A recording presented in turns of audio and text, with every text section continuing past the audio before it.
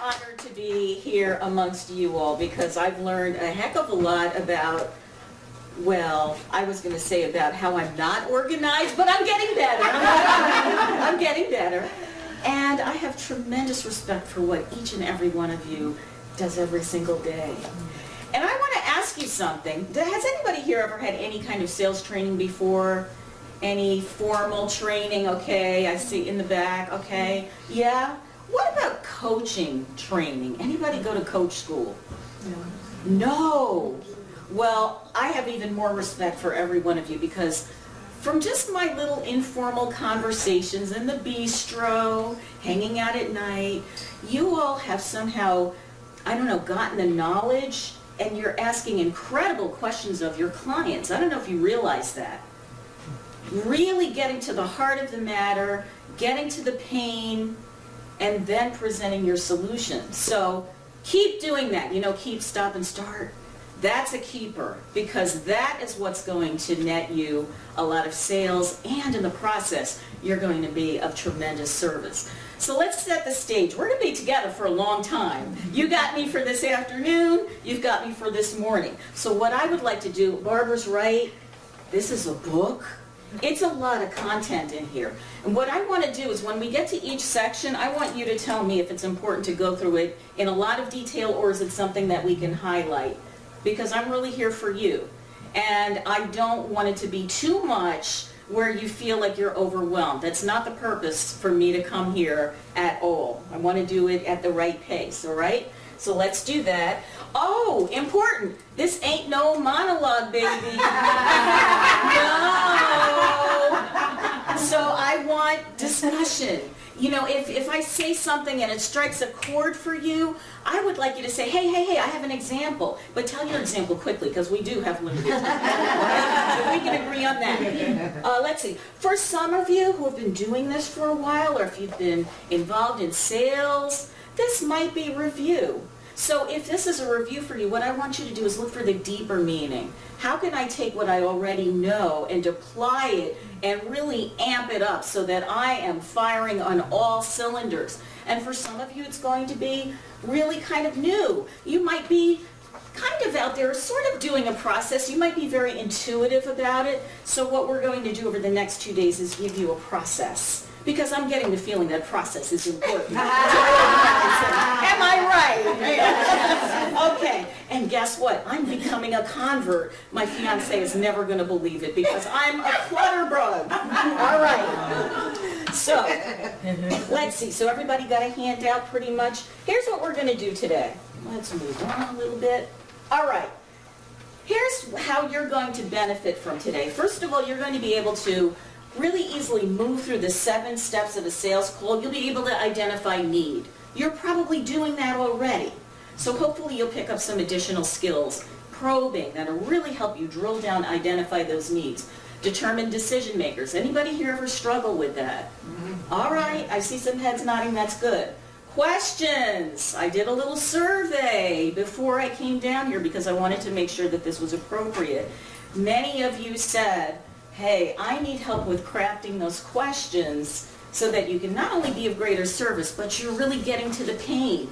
How in the world can you extend your service and sell more products along the wheel, right, Barbara? Yes. And also in your own arsenal if you're not really delving down and asking all those questions. So we want to be sure that you get to that. And I want to also say that I was impressed with the questions that I already heard. All right, so don't let that escape you. What else? Active listening skills. What is the operative word in that sentence? Active. Active. So there are ways to demonstrate that we're really listening. And I have a feeling, again, that you all are very good at that. Demonstrating product capability. So this is where you're talking about what you have, your offer, linking it to their needs so that it's relevant and it's valuable. Recommending the solutions. Doing all this with confidence. Posture. Does anybody here sometimes say, oh, I'm a little nervous, I'm a little scared? Yeah, me too. But there are ways that you can really get around that. And even if you feel nervous, even if you feel scared, it's okay. It's all right. It's going to go away. And still, go ahead and do what it is that you got to do. And branding. Who here is working on branding? Yes, we all are. All are. So you'll be able to brand yourself because I would like to say that the work that we do speaks for itself. So perhaps I just had a nice conversation with Tanya. And now when I look at Tanya, I'm going to have some adjectives for her. Determined, faithful. Somebody who says, I'm going to give it a try. I might be scared, but I'm going to do it anyway. That's part of a brand. And so when you show up somewhere, people are going to have a certain feeling about what you are and what you represent. Does that sound good so far? Yes. Okay, cool. What else? What are you going to learn? Oh, I have to just... Now, I have to tell you, I was going to put the TM, but my Mac didn't have that. So I said, Mac must realize that I'm going to take this nationwide and just give me the registered mark instead of the trademark. All right, so this is the result system that I actually came up with. First step is R, roll out the call, opening with confidence on the right foot. And we're going to break these down, trust me when I tell you, all right? E, engage, building rapport authentically so that you feel good about it. You don't feel like you're trying to be somebody else. Survey, you're going to ask questions.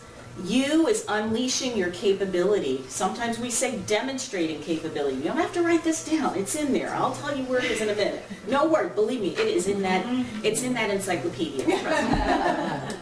Listen. So you're listening for certain things. You're listening for those gems that your clients leave for you when they are just emoting their pain. It's there. You just have to listen for it. Tender or offer solutions, and then secure the decision. Easily, confidently, without sweating. I was just riding back in the car with oh my gosh, I'm drawing a blank. I was just writing back. Thank you. And they were saying that when you've done all the foundational things, asking for the business is easy. And that's what we're here to talk about today. We're not here to make this like a wrestling match or you're uncomfortable. No, you're going to do this feeling good because you are who you are. Asking for the business is easy. Now, does that sound like something you'd like to know about? Yes. Good, good, good. All right, so let's go to the table of contents, all right? That should be your page number 1. This is a listing of all of the topics that we're going to cover, all right? Overview and all of that, we're doing that now. We'll soon talk about your role as a sales consultant. I like to say consultant with a capital C because you are important. And what you bring, your knowledge, your expertise, all of that is so critical to the relationship. So, consultant with a capital C. Not sales rep or no, you're a consultant, all right? Objectives, we're talking about now. Building rapport is the next thing that we'll move into. Then we'll break down those 7 essential steps of a sales call. So you can see all of the topics are outlined there. Rolling out, elevator speech, all of that is there for you. Then, guess what? How does anybody get to be good at anything? Practice! So do you think you're going to have some practice? Yes, just a little bit. So you'll have the opportunity when we break this evening to have some practice, and you'll break off into 2 teams. You'll be each be given a scenario that you will construct using the skills that you've learned so far. So that's what will happen tonight. Alrighty? So is there anything specific in this table of contents that's jumping out at anybody that you want to focus on? All of it. I'll give you a moment.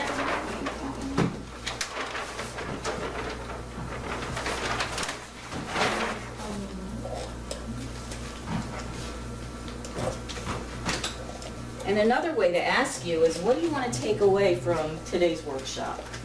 Yeah. Branding and language of success. Okay. I would love to ask for a scribe. What do you think? Would that, or should I just do it myself? What do you think? Okay. Thank you, Judy. You're welcome. So that was branding and language of success. What else would you like to get out of today? Thank you so much. I think for me, both the elevator speech and identifying the decision maker. Cool. All right, good. Anybody up here? Resolve objections. Okay. Listen to it. Resolve. Yeah. When I first started out in sales and somebody threw me an objection, Oh, please. I would get through the whole okay, presentation's done. Okay, good. Oh gosh, maybe they won't ask me any questions. That'd be really good. And then I could just leave. But the minute somebody would, oh no. But you know what? You get better and better and better. You really do. Yes. I don't have a packet, but when we were in the car, we were talking about asking for the business or giving your offer with confidence. So, so something, if you can talk about that, especially when someone's like, well, if that's how much it costs, you don't give a discount. So that would be Yes. Thank you for bringing that up. What I'm hoping is that in this process, that your questions are so targeted and you've really done a great job of uncovering that pain and demonstrated your capability, that they don't say, well, that's how much it costs. That they recognize it's an investment in themselves, and that they say, oh, that's how much it costs. Well, okay, and perhaps the thought process for them is maybe different. Okay, well, let me figure out how I can do that because this person gets me. They get what I'm going through. They get where I'm at. All right, anything else? The extra questions is this questioning I'm interested in. Questions. Yeah. Good. We'll do plenty of that. Anything else? Anything at all? Okay, let's move on then. All right, so here is an outline of the question system. And I like to call it action. It'll get them into action. Atmosphere questions. Well, what do you think that might be? Finding out about the atmosphere, right? The environment. So it's a general situational type of question. Consequence are kind of implication questions. Well, if this happens, what then? Right? Timing. Got to know timing. When's a decision going to be made? If we're not asking timing types of questions, we could be waiting a really long time for our business to close. Inspiration. I know that there's a lot of inspiration types questions going on. You might not be calling them that. It's what does the ideal situation look like? When you look at this room, Mr. Customer, what's your vision? That's an inspiration type question. Opinion, how do they feel about something? And then next step, what comes next? Okay, well, we're here. What do you want to see happen next? Don't worry, we will go through all of this in more detail. I'm just giving you a highlight of what to expect. All right. We did that already. My story. If you want to sit down, you can. Call me back anytime. Yep. Thank you. All right, so this was me when I was 16 years old. Oh my goodness. Had probably just gotten my braces off. What a smile. Oh, wow. Oh my gosh. But this kid was so shy and so introverted that I could not walk across a room and say, hello, Jennifer. Hello. I'm Karen Carpenter. It's really nice to meet you. Nice to meet you It too. was more like,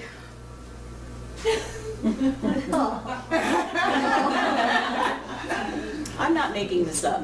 So I not only was introverted, but I was shy. Do you all recognize there's a difference? Sure. Shyness is social anxiety about meeting new people.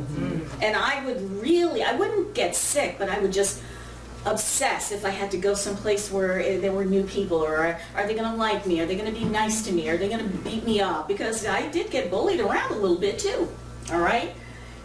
I did not ask questions because in my family, hey, what mommy said went, what daddy said went. You didn't say, but. It was, or you get the look. So I didn't ask anything. I just, whatever adults told me, I took that it was truth. And that's fine, right? However, these are behaviors that sometimes ingrained in childhood you carry with you into adulthood where they don't serve you as well. So when I finally, as a young adult, got sick of working 2 jobs, gone to college, and I said, well, dang it, I'm smart. Why am I killing myself like this? Working, do 14 hours a day, whatever. I said, I'm going to get one job that's going to give me the income of these 2. And someone said to me, you should go into sales. And I said, sales? Why would I go into sales? I'm scared of people. I mean, really, what do you see in me that makes you think I'd be good at sales?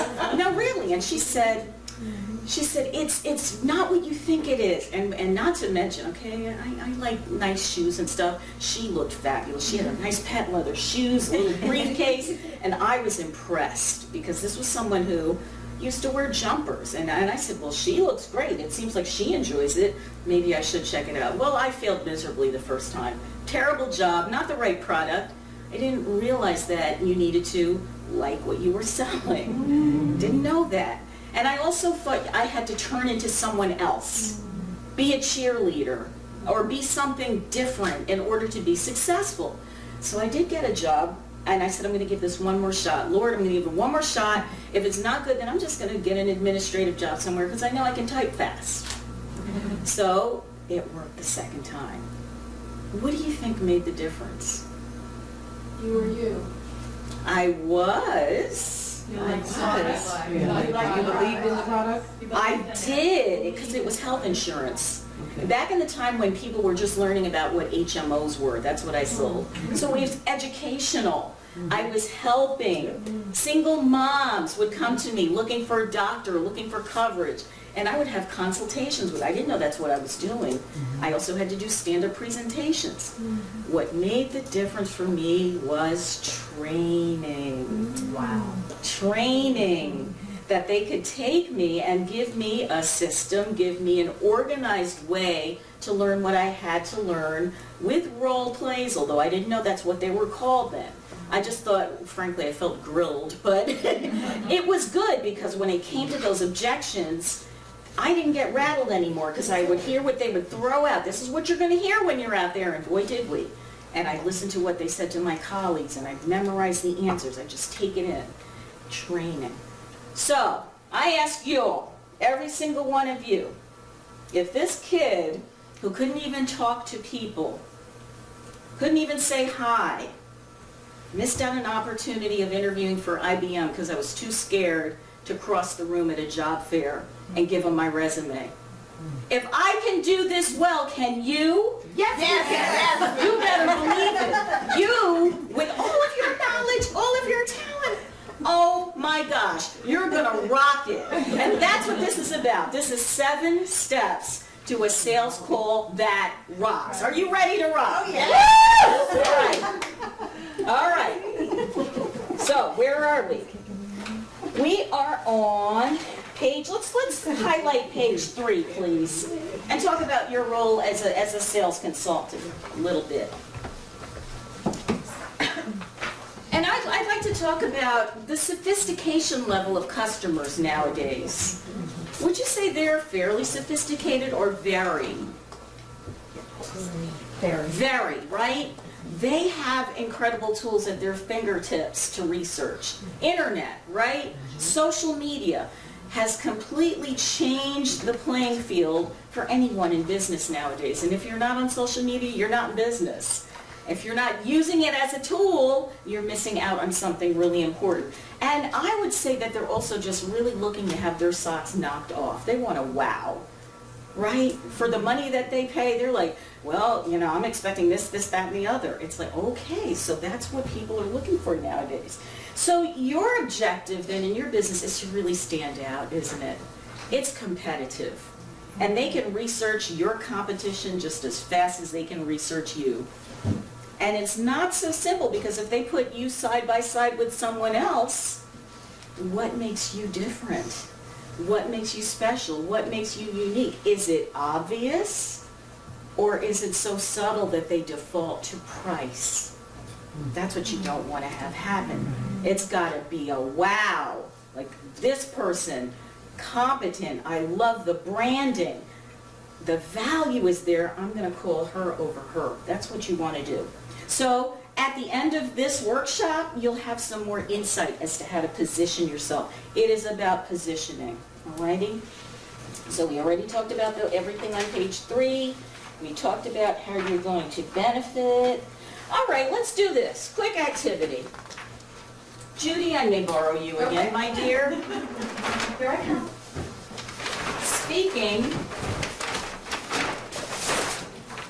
Speaking of competition, thinking about what goes on in the marketplace, What are the characteristics of, would you say, the typical salesperson? I mean, if you just had to think of the average typical salesperson, what are some of the adjectives you would use? Pushy. Pushy!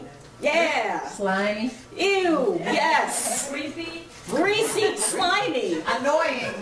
very, very annoying, Not caring. not caring at all, Egocentric. selfish, the ego, or they care, but they care about what they want. Money. Money, Aggressive. they're aggressive. Those don't sound too positive, do they? They don't. What about you? How would you describe yourselves? Caring. Yes. What else? Caring, you serve, Passionate. compassionate. You asking us to describe ourselves, our character, or how you would describe, how each of us would describe ourselves as a salesperson? As a salesperson. Fearful, timid, Okay. reticent. All right. Fearful, timid, reticent. That's fair. Anything else? Insecure. Hesitant. Hesitant. Mm-hmm. Doubtful. All right. Don't want to offend, don't want to be pushy, don't want to Yeah. sound like I want money, don't want, every antithesis of the things. Yeah. Yeah. They're thinking you're this person. Yeah. You don't want to be that. Yeah. So say that again, please, Tanya. That was an interesting insight. I was saying the reason why I would think that we feel this way is because we don't want to be viewed as the person on the left. So that's why we feel a lot of those things on the right. Wow. Absolutely. So how could you not feel that way? Like that person on the left, that pushy, obnoxious. How could you not feel that?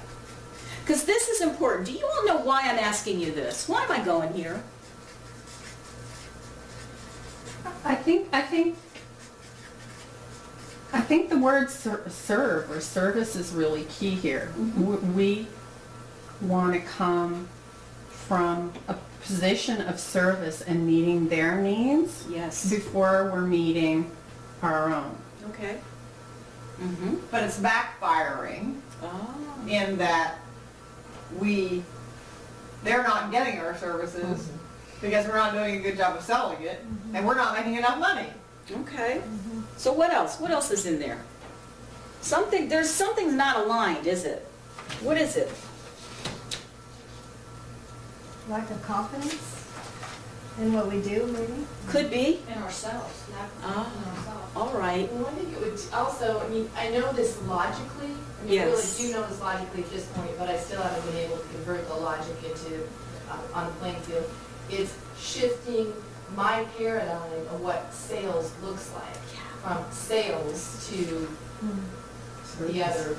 Trusted advisor. Yeah. Trusted, whatever you want to put it, Yeah. and I get it. You know, I have this paradigm, like you asked the question, what do we think of when we think of salespeople? Yeah. So that's my paradigm of selling. It takes, I would think, for this room, the majority of us, we have the skill and ability to do it, and it will take a lot of our energy.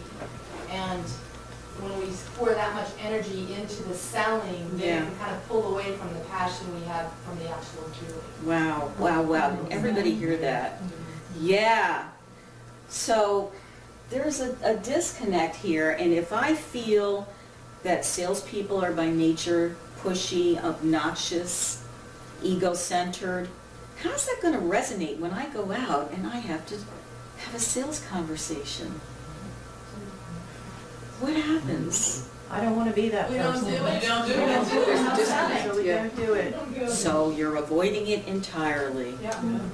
All right, so how valuable would it be for you to have a process where you can feel good because you're being you and you're not being any of this? Because I can't remember where I read it, but I did read that a definition, maybe it was an old English definition of salesperson meant to serve. So what happened? What the heck happened? Something got in the way. Money, yeah. Something got in the way. And indeed, if that's the mission, is to serve and to be of service, well, let's put it back into sales. Yes. Because not everyone who's a salesperson has to be this. That's just the stereotype. And you can stand out so dramatically just by doing some small things to differentiate yourself in your field. Barbara uses send-out cards, right? People don't often send cards anymore because we're busy. Isn't it nice to get a card from someone? And in your own ways, I know you're already doing this. It could mean that you're just listening to someone for 10 minutes while they talk about their stuff. And you're listening from such a deep, compassionate place, right? So understand that not everybody will be your customer if you're selling in this way. I've come to understand that. And I don't care, I don't want them all. I want the ones who get where I'm coming from. Does that make sense? Is that okay with you? Yes. So then is it all right to be who we are and attract whoever is attracted to us? I think a big part of what I've learned that's really been eye-opening is that I can like someone and want to help them, but they may not be the customer. They may not be my prospect. I mean, I just have to say, they're not ready yet for whatever reason, and that doesn't make me a bad person. It doesn't mean that I failed. It's just that the time is not right. That's right. Awesome. Awesome. That was really important for us to get to. Okay, good. So if you want to go back to your thing, you're okay? You sure? All right. Let's move on. Okay, good. So we established that who I am is more than good enough. And that's for every aspect of my life as well as on my sales calls.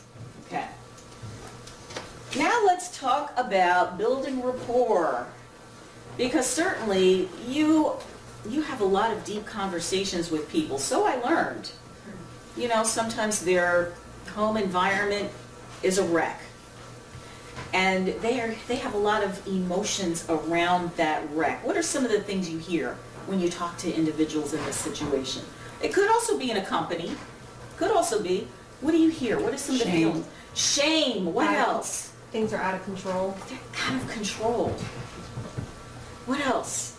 Somebody back here. Falling behind, You're falling behind. losing money. Losing money. Stressed. Stressed. So as adults, it can be very difficult for someone to reveal that they're in trouble, right? We're grown up. We got it covered. Yeah, but maybe I don't. And it's not easy to say that. So you're really building incredible trust for them to reveal some of these very personal things. I'm sure some of them cry. Yes. Yeah, right? A lot. Sure. Because they're just at the end of their rope. They don't know what to do. So certainly, how do you build that trust? Let's break it down because you're doing it already. The first step is to build rapport, right? What we're talking about here, I don't know if anybody has ever seen this pie chart that I'm about to reveal shortly. It has to do with communication, and communication is the foundation of everything, isn't it? Certainly the foundation of our sales interactions, conversations, even nonverbal stuff, but we're going to talk about the spoken communicated message. All right, so how do you even build rapport when somebody doesn't really know you that well? It could be your first meeting. They don't know you. Well, it begins with the first impression and your impact. What is impact? What does that mean to you? How they affect you? Could be how they affect you. Good. What else? How you present yourself. How you present yourself. Yeah. So in a moment, we'll unpack that as well to talk about what goes into that impact thing, because it is important. There could be things that we subconsciously do that might sabotage us that we don't know about.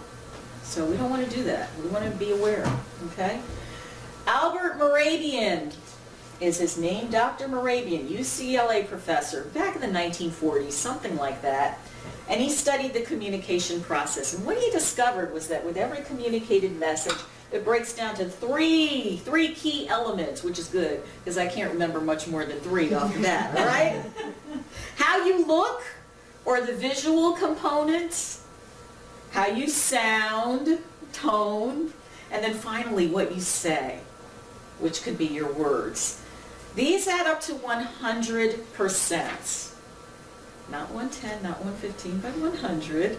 So if you had to guess, I know some of you have the book, so you can cheat a little bit. But if you had to guess, what would you say those percentages are? What do you think? Yeah. Has anybody seen this before? Heard Visual is this? going to be huge. Yeah, I said visual would be the highest. I don't know what it would be, but I would guess it'd be the highest. Visual might be the highest. Okay. Anybody agree? Disagree? Yeah, I agree with Then how high? What do you think? 75. 75, 80. Okay. So then if visual is like 75, 80, then where's the rest fall? What you say is that is 7%. All right.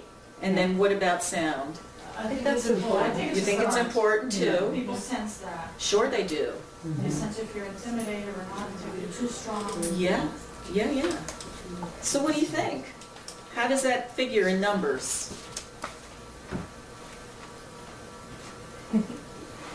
60, 20, 20? I was gonna do 60, 30, was it 20? Okay. No, that's not even right now. That doesn't have. Now you know 60, 30, 10. Yeah. Okay. I like that. 80, 10, 10. 80, 10, 10. Anybody from the back? What do you I think? said 60, 20, 20. Okay, 60, 20, 20. I Okay, don't think sound and what you say have the same weight. okay. So I think how you sound has more weight than what you say. Definitely. And that probably is a split of the last 25%. So it might be 17 to 8 or something like All that. right, let's just see what's the survey say.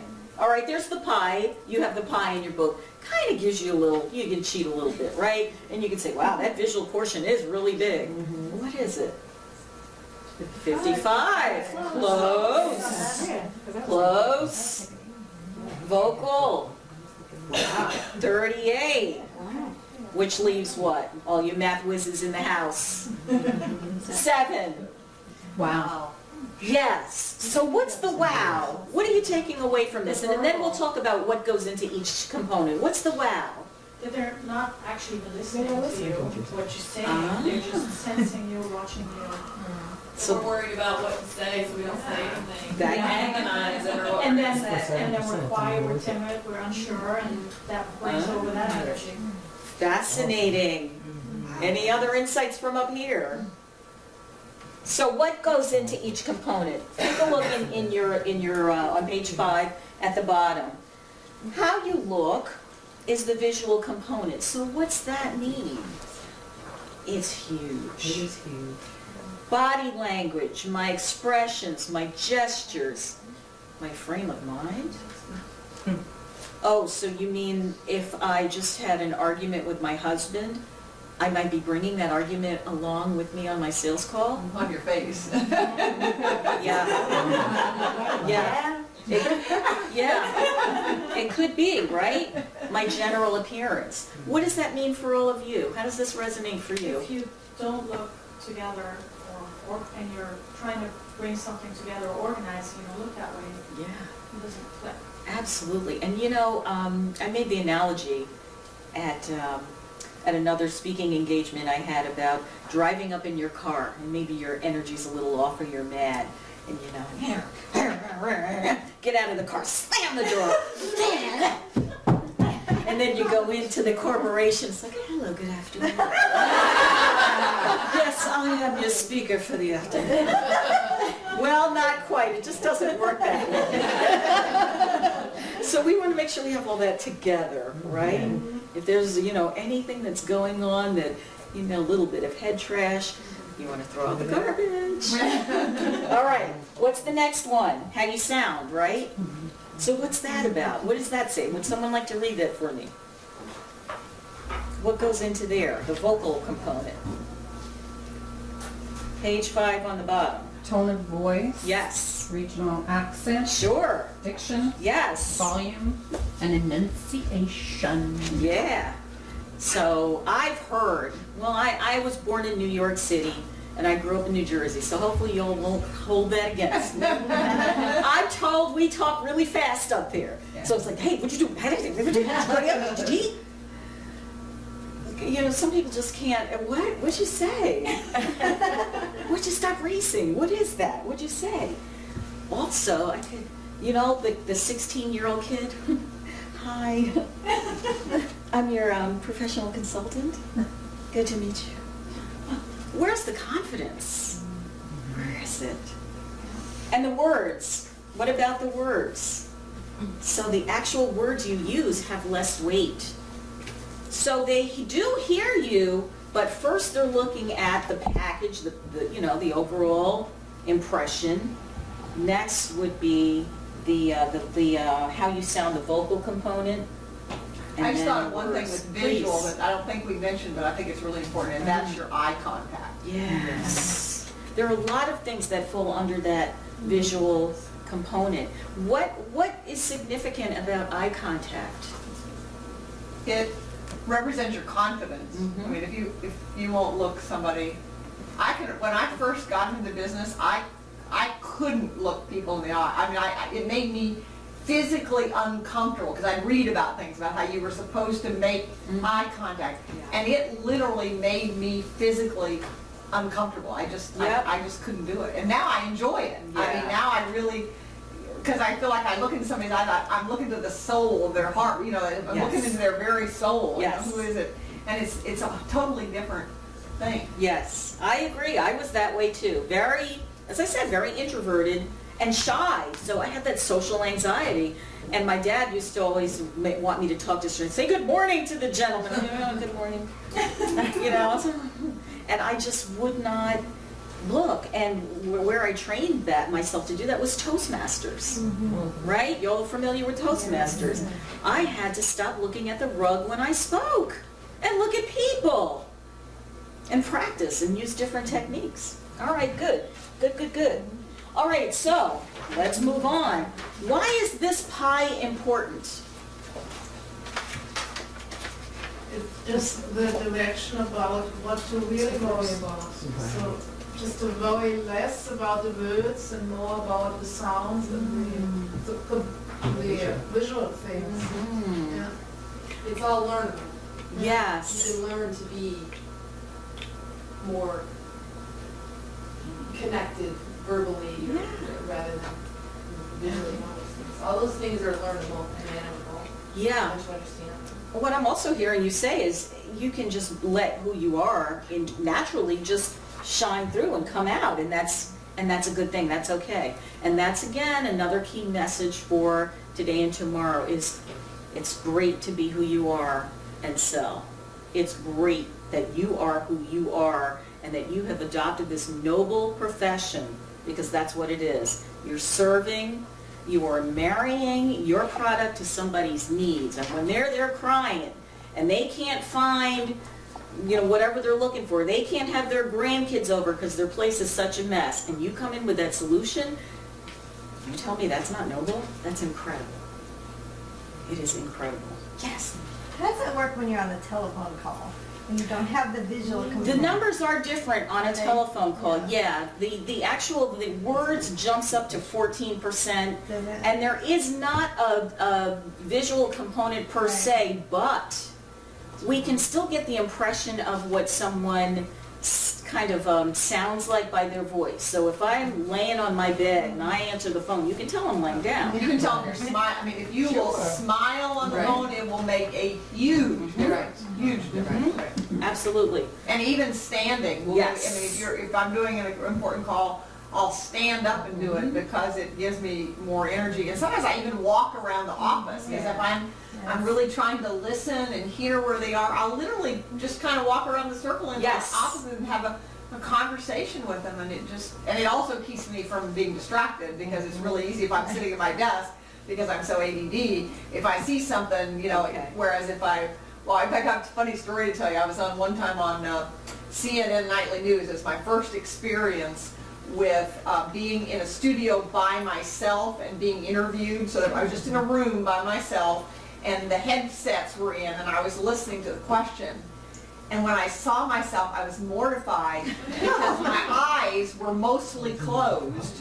And I realized it was because when I talk on the phone, it's true sometimes with you guys, I frequently will close my eyes because it's how I block out distractions. Yes. And so the minute I heard the sound coming in my ear, I wanted to focus and my eyes would just automatically go closed. And if you notice, on my videos sometimes, my eyes blink.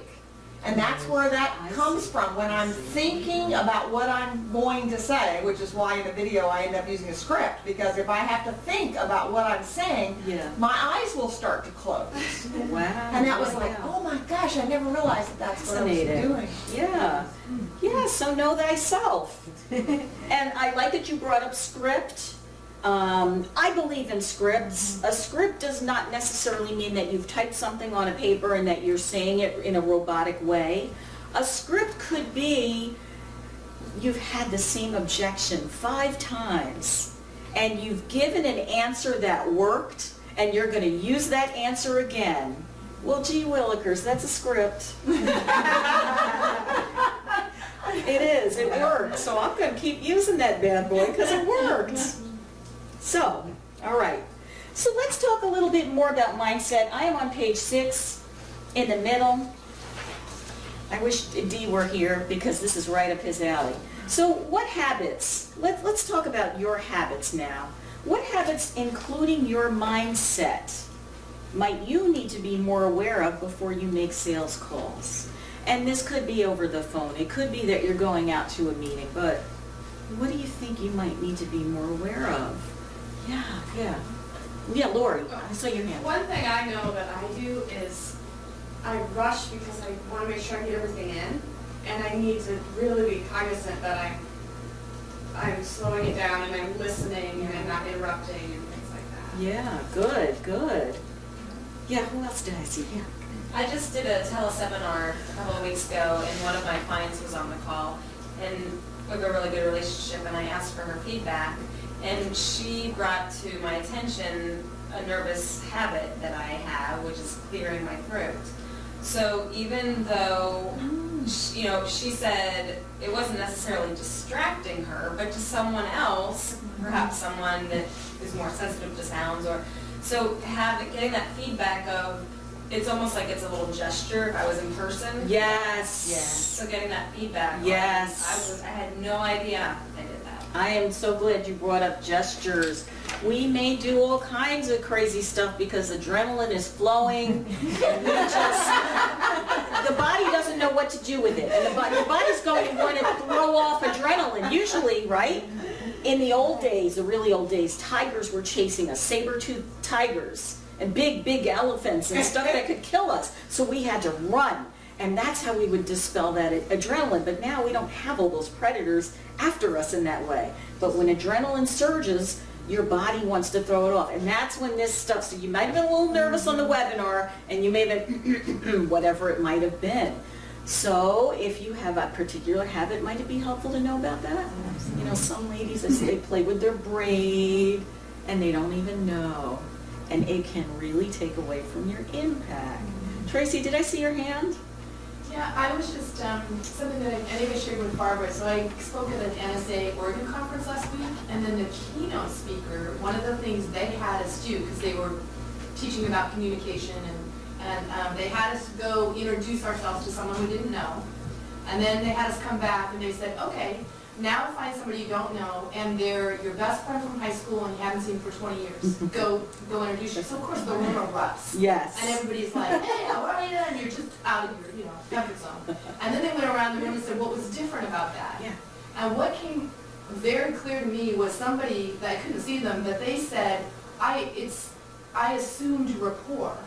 And that's such so stuck in me. Because it's like, so when you ask this question, what habits including mindset for me, or probably for all of us, assume rapport. I mean, chances are we've got some sort of connection point with whoever we talk to or meet. I love that, so I thought I would share that. Good, thank you. I'm glad you did. Assuming rapport. Yes. Because I have a hunch. My intuition is kind of crazy sometimes. It's really off the charts. My hunch is that I'm in a room of very empathic and empathetic people. So your warmth and your energy is going to just make you assume that rapport. You're there to help. Right. So what else? What else do you think you need to be aware of? Yes, yeah. I noticed recently that I laugh a lot more when I'm nervous, and so I thought, oh man, when I make a sales call, for sure I'm doing that. So over the phone, I could just see that. That wouldn't go over. Fascinating. So what might they be thinking if you laugh?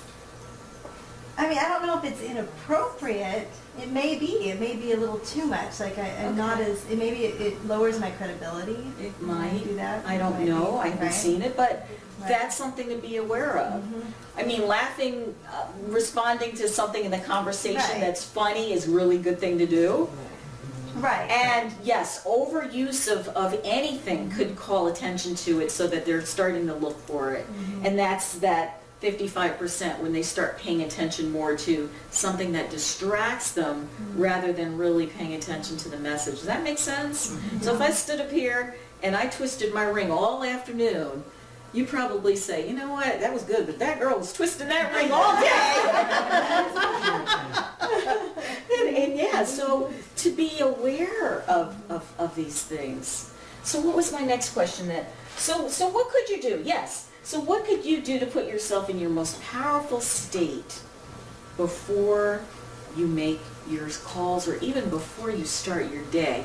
Who here has a ritual that you're already doing? Maybe somebody goes to the gym? Maybe? Who here has a practice? Anyone? Would you share it with us? Yeah, go ahead, Barbara. Well, actually, I may have told some of these, I can't remember, but I have struggled for years with my, what I call morning routine. What is it that I do before I start my workday? And there were a lot of things that I intended to do, and every day I would get some of them done, but not all of them, and then I'm feeling, oh, I screwed up again today. So at the beginning of 2014, I decided I'm going to figure this out.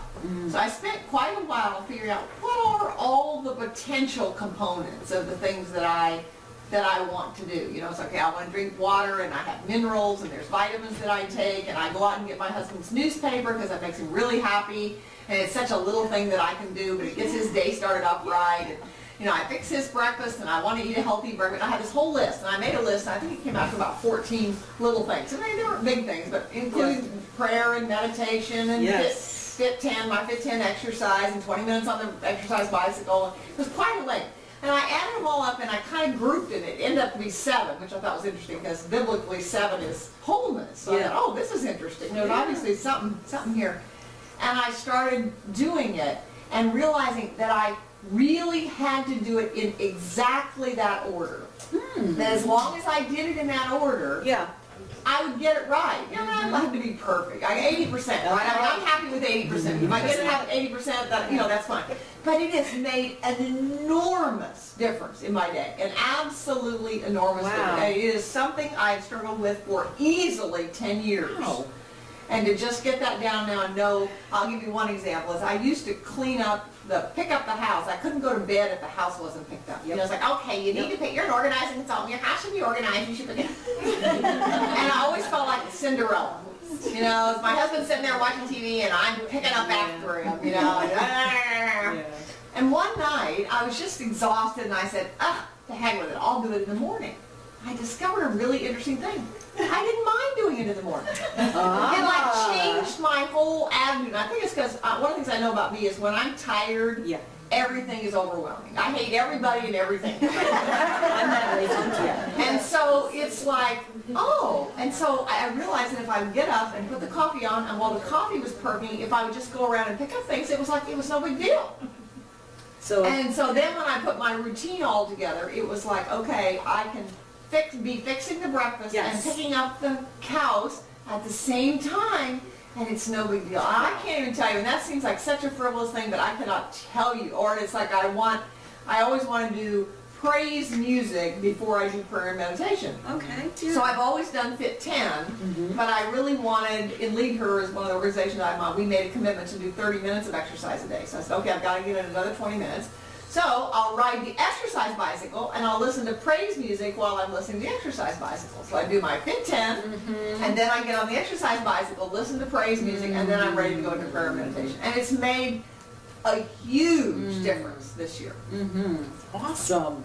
Who else? One or two more? I saw some hands back there. Who else? what would you say, what practice have you adopted? Or what could you do? Yeah, Dagmar. It's a practice I learned when I was in Africa. Yeah. And I realized that when I'm afraid, it's like I feel in a situation I'm not sure where I am. But I started to go this very straight, very strict, very fast. And then I learned to move slower and to move my body. And I realized that it's a completely different world because people reacted differently. Interesting. Yeah. And that's now when I do those transitions from like doing work and then being a mother, Yeah. or going to the office and maybe it's a different, I mean, I'm a journalist mainly at the moment. I don't do many sales calls, but I do a lot of calls. Yeah. And they can be difficult. I really try to slow down, to move my hips, to feel my body. And and to clothe like a businesswoman. Yeah, so I always have shoes on and I have my jacket on and I'm groomed and everything, and it really shows in my voice. Isn't that interesting? Fascinating.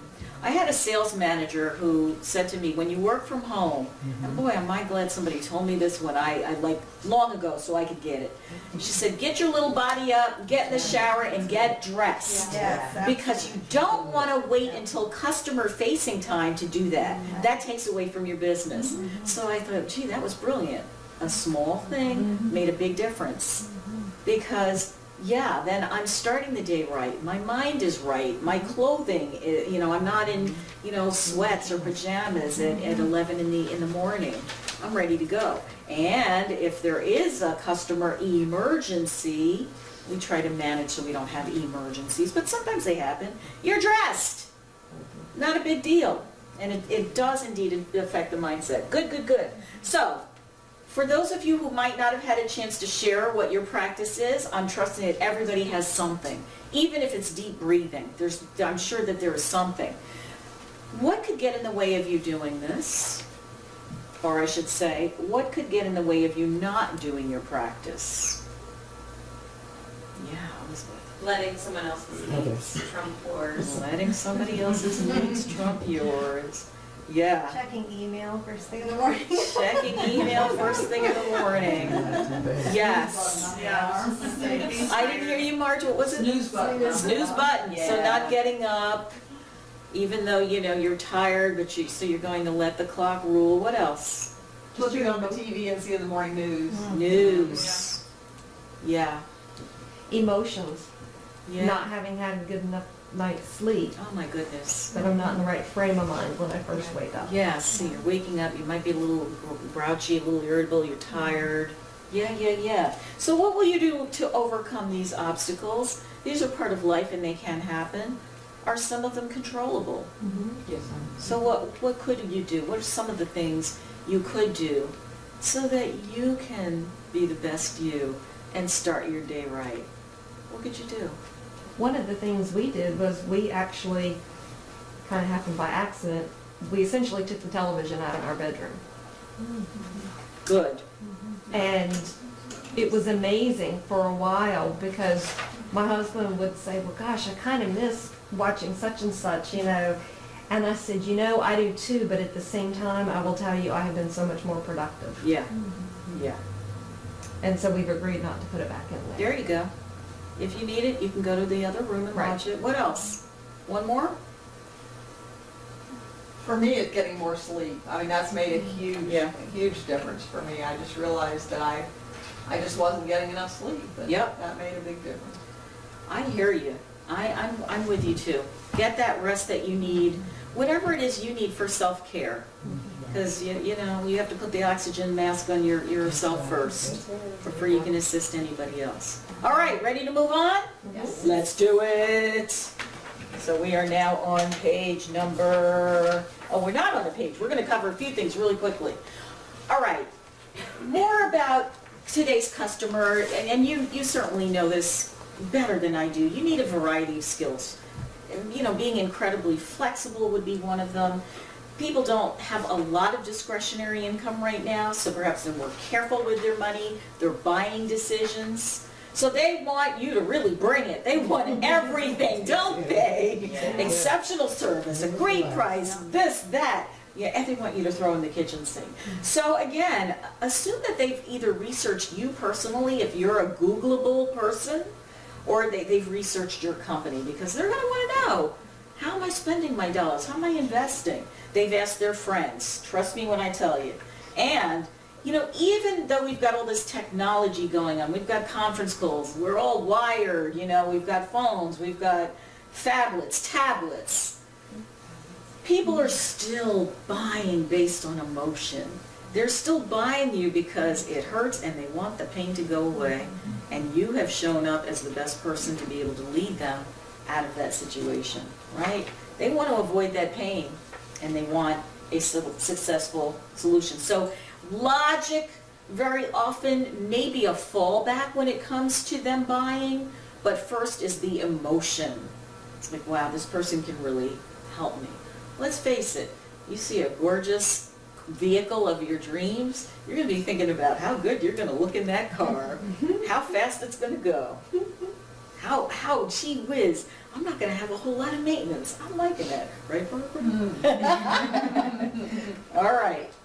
So again, it's about differentiation. Differentiate yourself from certainly the competition, whoever that might be for you. Other salespeople.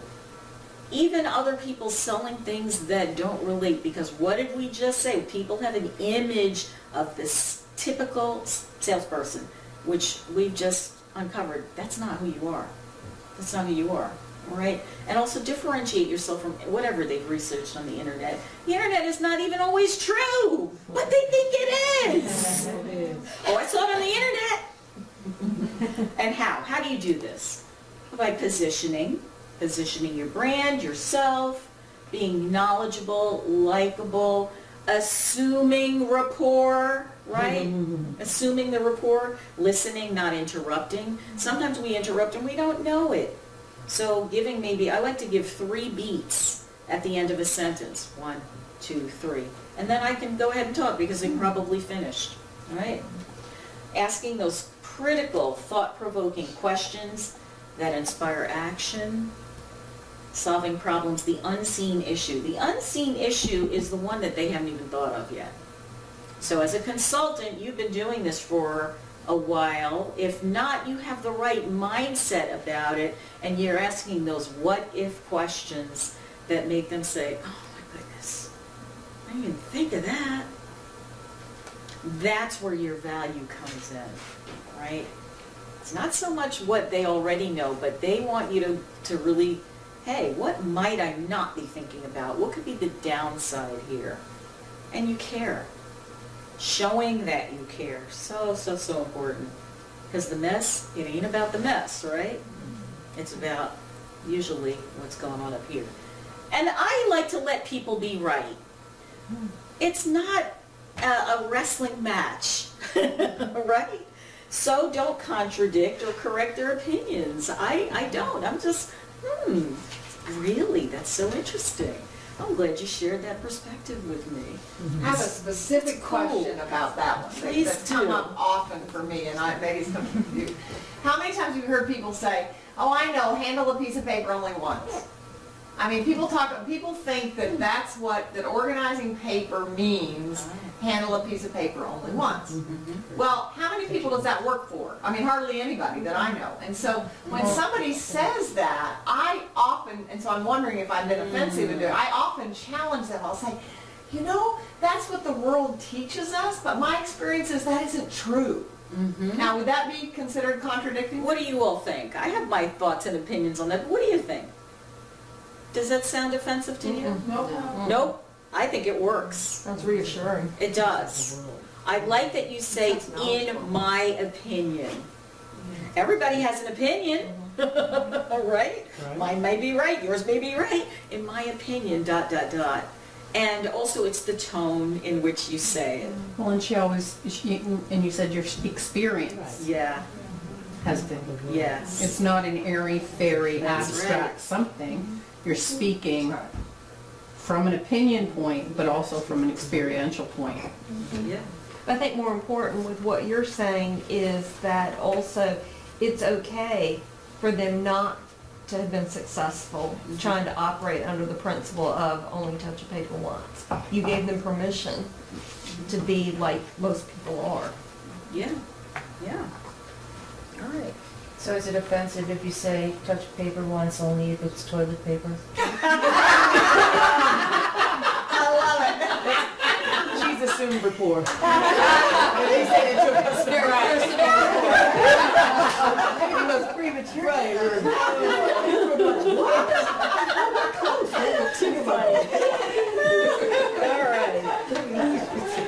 All right, are you all ready to move on to the 7 essential steps of a sales call that rocks? Yeah. All right, so here they are. First step is to roll out. Believe me, we'll go over these in more detail. You will get more details than you want. Roll out, engage, survey, unleash that capability, listen, tender solutions, and secure the decision spells results. So let's go ahead and look at that in more detail. Now, I have definitely enjoyed you all's company over the past couple of days, and one thing I have observed is that you are awesome. Get better at that.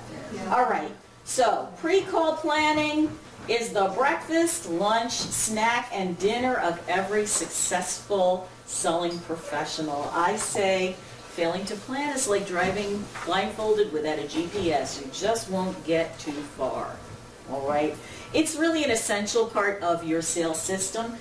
And what are the benefits? Well, it enables you to conduct your call on a higher level. What do I mean by a higher level? What does that mean to you? By the way, did I tell you there's no wrong answers? Did I tell you that? So just Higher level of confidence, higher level of success, higher level of potential interaction. Okay, yeah, what else? I don't know, interest to the client. Interest to the client, higher level. You can ask smarter questions. Yeah, you can definitely ask smarter questions because you've done your homework. You know the basics. If you come in and ask a client, oh, I just really want to learn about your operation here, that's what everybody else says, but you're not trying to sell like everybody else. So when you really rock out that research, yes, you can come in and you can say, hey, I read about your company in the, whatever the local newspaper is, and I saw what you're doing to support the, whatever that might be. Hey, tell me a little more about that. And how does that tie into your mission of wanting to be the best, blah, blah, blah. Now that's a question. If you're not doing the homework to support that, though, your questions will be very basic and very elementary, right? This will differentiate you from the competition because not everybody's doing this. It'd be nice if they did, but sad to say, with all of the wealth of data and information out there, people aren't really using it. And yeah, it's going to give you more confidence. I heard you say confidence, because you're going to feel, hey, you know what? I did everything I could to learn about this person, customer, company, business before I walked in here today. I'm feeling pretty good. And whatever I don't know, they can fill in the blanks. Does that make sense? Mm-hmm. All right. 5 must-knows. All right. Jim Cathcart said this, and now he actually came to the National Speakers Association in New York, and I got to meet him. He's like, oh, he's wonderful. Got a picture with him. He had 5 must-knows. Know your customer, company, product, market, and know yourself. So how does this resonate for all of you? Does that make sense? Is that a good place for you to start? So if you knew all 5 of those, and you were really, as my dad used to say, know it cold, kid. If you really knew it cold, would you have more confidence around what you had to do? Okay, good. I have a little bit of information on page 8. Let me see if there's anything important for me to tell you here. Social media, we talked about that a little bit. No, I think we can keep going. Keep going there. Okay. So, without looking at what I have on the bottom of page 9, please, without looking at that, what are some of the things you use now to research your customers? Would you like to describe for Sure, me, my friend? absolutely. Thank you so much. Let's get this going. By the way, BTW, by the way, some of what we come up here, it really would be advantageous, I think, to write down because they'll become best practices for you. So after we go away today, and you're trying to remember what it was we said, I would say make a little list. You guys are awesome at that. And follow up. Start using this stuff. Ain't gonna help you if it stays in the binder. Right. Right, so what could you use right now? Yeah, Go research them online. online. So let's drill down there. What are some of the online resources you could use? LinkedIn, LinkedIn. LinkedIn is awesome. the website. Manta's good too, yeah. What is it, man? Manta, M-A-N-T-A, that's for businesses, isn't it? Yes, very good site. I even go to Google Maps because I want to know what neighborhood, Yeah. what kind of residence I'm looking at. If it's a small business, I want to know, are they in a strip mall? Are they in the high-tech sector? There you go. And I want to see exactly where I'm going. And- Also, in residential, Sure. it's partly for safety. I want to know what neighborhood I'm going Definitely. to. But Definitely. it's a good idea to see where people are living and what Yeah. their physical space looks like to Yeah, help you prepare for that's the kind of revenue they're probably generating and gives you a good clue what kind of dollars there you go. they can What kind of investment they might be able to make. Great, what else? Their own website if they have. Yeah. If they have a And website, the blogs sure. on the website. The Yeah. blogs. Showcase sometimes. That'll tell you what they're talking about, what's important to them. If it's a company, I love to look at their press room. You know, Yeah, what Yeah. are they, because that's what they're saying to the world. that's right. So how can you help them say to the world what they want to say? Okay, good, good. What else? In addition to that, I'll go to Twitter if they have an account Ah. and see what they've been tweeting about, what they're talking about. Yeah. Like you said, what you're representing to the world. So it's like, Sure. then you can speak to those points and say, well, you mentioned this or you said that. Yep. And be more relevant. What are they tweeting? Sure. Anything else? Chamber of Commerce and, looking at businesses, Okay. chambers of commerce and, local, like Kiwanis and So associations, associations. clubs, memberships might give you some insight again as to what's important to them. And the Yeah. kind, Yeah, I'm sorry, the kind of documentation that companies file with the SEC, that's public, can give you a lot of really good insight into, you know, what's going on in that company, especially a large company. Yeah, okay.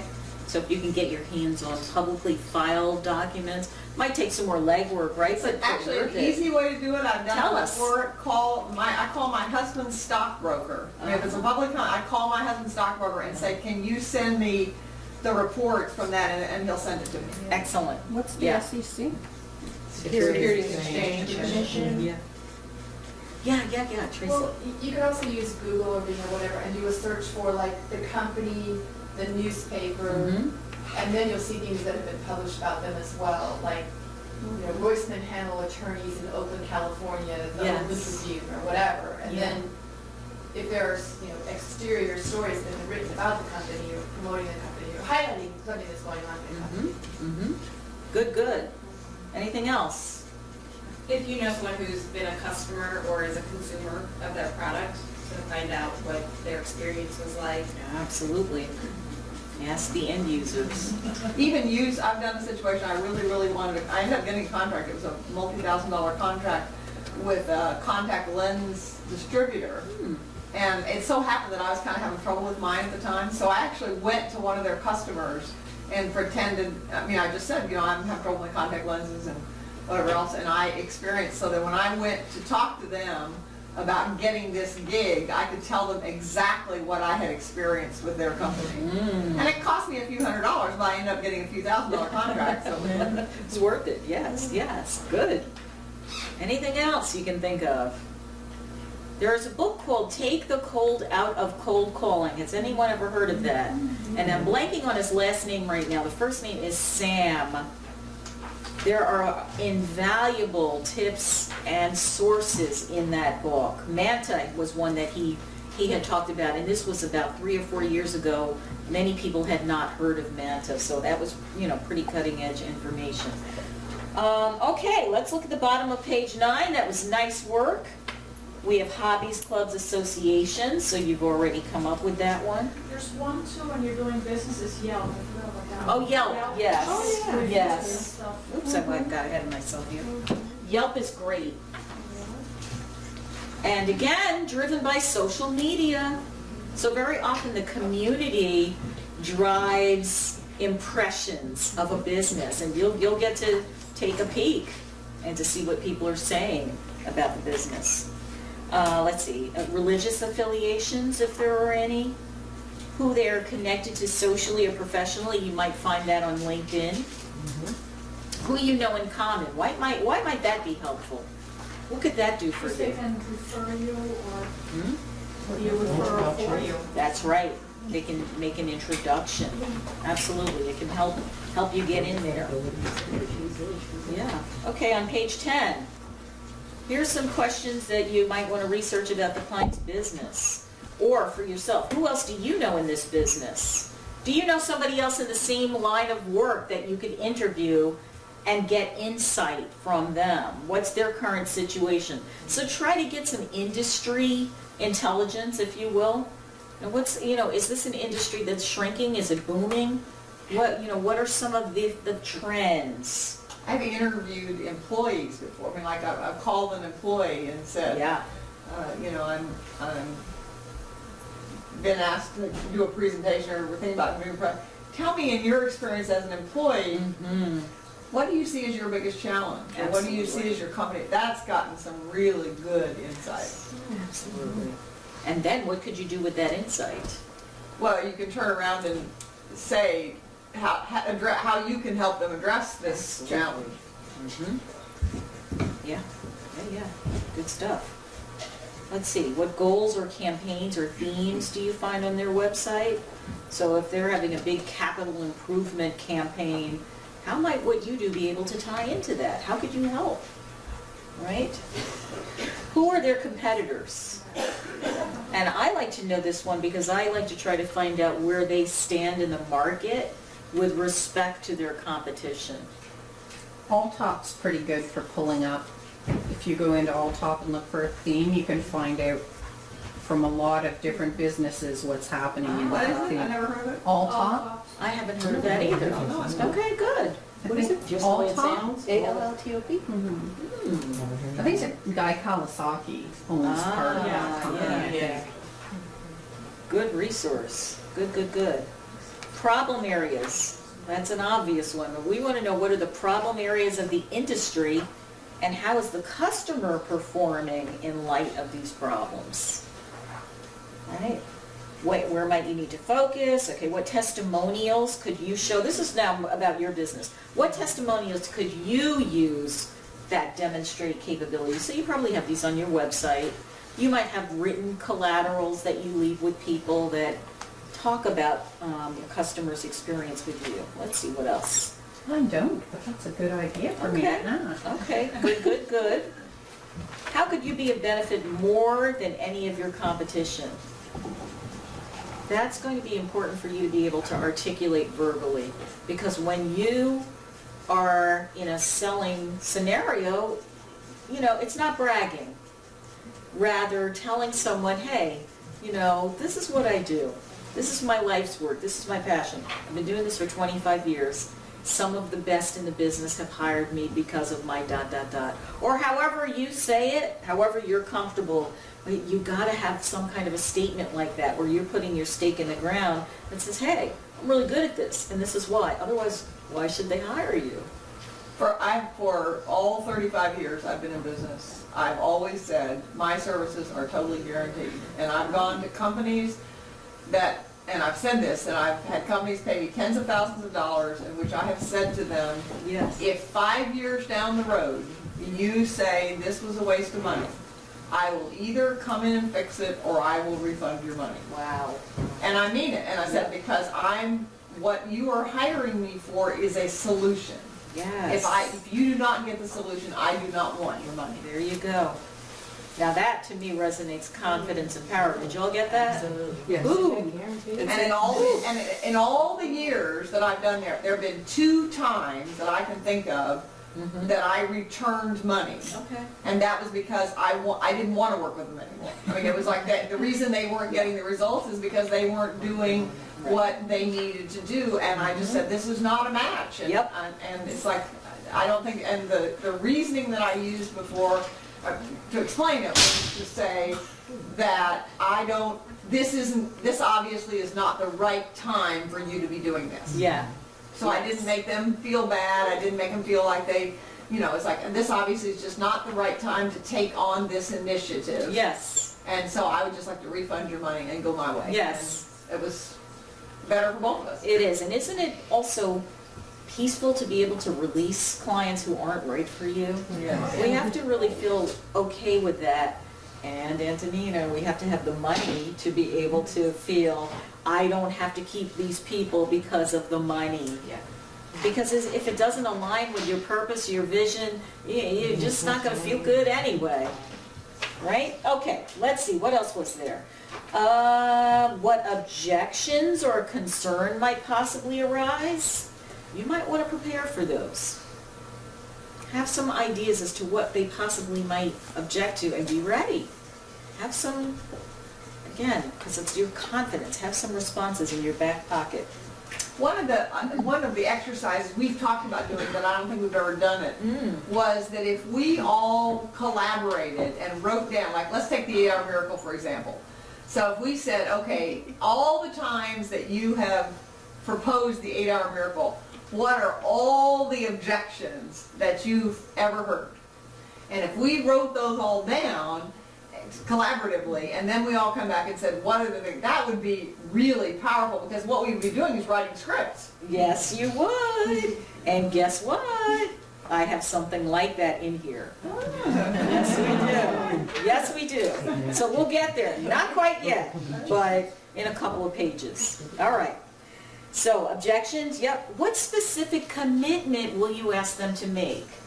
So I understand that conversations evolve and they kind of wend their way around. I would still go into my meeting with some idea, and be flexible that it could change, it could grow. You might start asking questions and find out they've got 8 other locations and they need your help in every single one of them. Wouldn't that be sweet? Yeah, okay. How will your decision maker evaluate their options? How are they going to make the decision? Do you need to know that? Yeah, what are the criteria? So that you know if you are even in the ballpark or not, but at least you have an idea of where they're going. How will they measure success? I've heard you say that, Barbara. So when all is said and done, what does success look like for you? Right? Let's see. The second to the last one. How will you convey that in order for them to succeed in their productive environment, behavior change is necessary? Because if they're not willing to change behavior, it's just not going to work. That's probably what happened with the clients that you released. It wasn't working, right? And the last one, how will you prepare to offer a continuum of products along the wheel or your own services so that your approach is of highest service to your customer, so that it's really, sometimes the solution is more than one intervention. It could be that they need more than one. Are you asking enough questions to really uncover all of that need and perhaps extend your engagement? All right? What else could you add? Anything else is there? Whoa. What else could you add to this? That's a nice job, Rita. You got that all in. There's no more room, right over here. It is my linear concept, but. Awesome, look at that list. Is there anything else? I don't know if everybody in the back can see that. All right. Ideal client. I have this in here because I mentioned that I did a survey of your needs before coming here and before meeting all of you. And one of the questions that came up was, I'm not sure how to identify my ideal client. Not really sure what the components are. What's in there? So take 5 minutes, please, of your, just individually, and just answer the next two questions on the bottom of page 10. What are the characteristics of the ideal client, and what sources or resources can you use to research them? And it might be some of these that we've come up with. Now you might have some more ideas than you originally had today. How's this going so far for you? Yes. Are we on track? Yes. Is this what you needed? Yeah. Great. Characteristics, ideal client. No excuses. No excuses. Yes, so they're ready to work, right? What else? Ready to invest. Ready to invest. Absolutely. Anything else? Able to decide. Yes. So they're going to make a decision quickly. They are the decision maker. They are the decision maker. Yes. What else? Anything at all? Hungry for change. Yeah, they're ready, right? They're not going to mess around and tell you to call in 6 months, right? They're ready to go now. So what resources can you use to research where are these people? How are you going to get to them? What could you use? What did you come up with?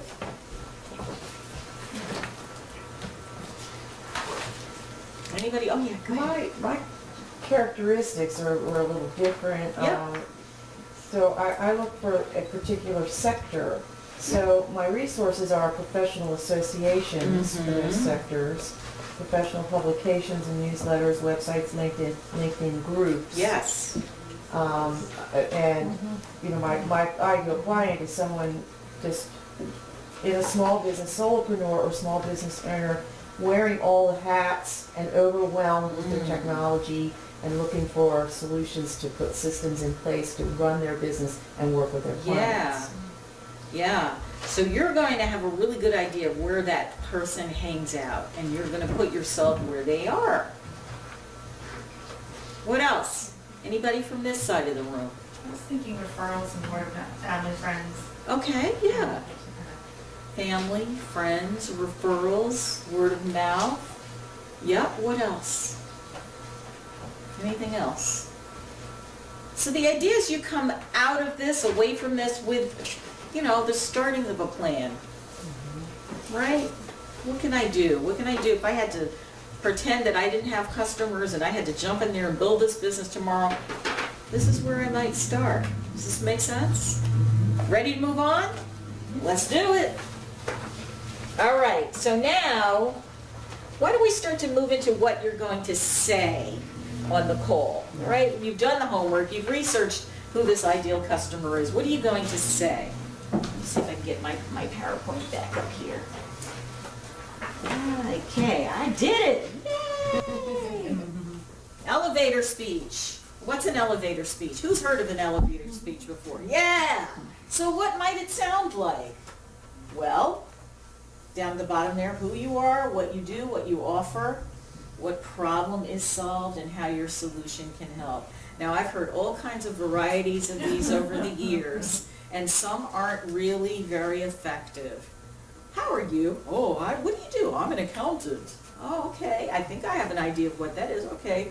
I'm an engineer. Well, last I checked, there's 20 different kinds of engineers.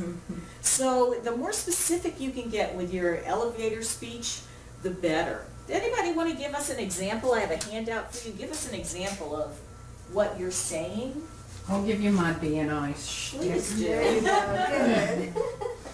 So, and it's tailored to my BNI crowd. So my BNI spiel is that I help stressed out creative solopreneurs who can't find their desks and need to crawl over boxes to get in and out of their offices and can never find that file. Wow. Organize their time, space, and information Yeah. so that they can accomplish their work and enjoy their lives. There you go. So what was good about that? What worked? If you take one and pass them around, if you don't mind taking one, pass it around. Yeah, who said that? It's visual, right? I heard crawling over boxes. So the pain is in there, yes. What else? Was there a solution in there? Did anyone hear a solution? Yes. Was it clear what Jennifer does? Yeah. Crystal. Like I could break it with if it were a glass, bing! Yeah, I got it. Any other examples? I'm sending around a handout that is 80%. Yes, it is, doggone it. And it is 80% because I used it once at a talk for insurance salespeople. So you'll see the word insurance in there. And we can still use it for what you do. So to summarize what's on here, the problem with the typical introduction is it just doesn't tell you very much information. It's generic and boring, and we are anything but that. So most don't identify the benefits that the customer is going to gain. They don't identify the problem that you solve, and they don't tell why the problem is important. So they just, it's kind of like, yeah, okay, nice to know you. All right, good to meet you. Instead, bottom paragraph, you want to talk about who you are, what do you offer, what problem is solved, what are the main contributions you can make, and what should the listener be able to do as a result of hearing this. All right, you all know this stuff already. So, you want to say it also quickly because people just, I don't know, their eyes glaze over, don't they? This attention span is minimal. So you want to have a nice concise statement that gets all of that in there. Demonstrates their WIFM. Who's heard of that radio station? WIIFM. What's it mean, Tanya? What's in it for me? What's in it for me, baby? Because that's all they care about. When they're looking at you, it's all about me. Yeah. What's your opinion about target market when you're doing an elevator? Does it depend where you are if you're mentioning what type of target market you work with? I would think so. Do you all think that that's important to do?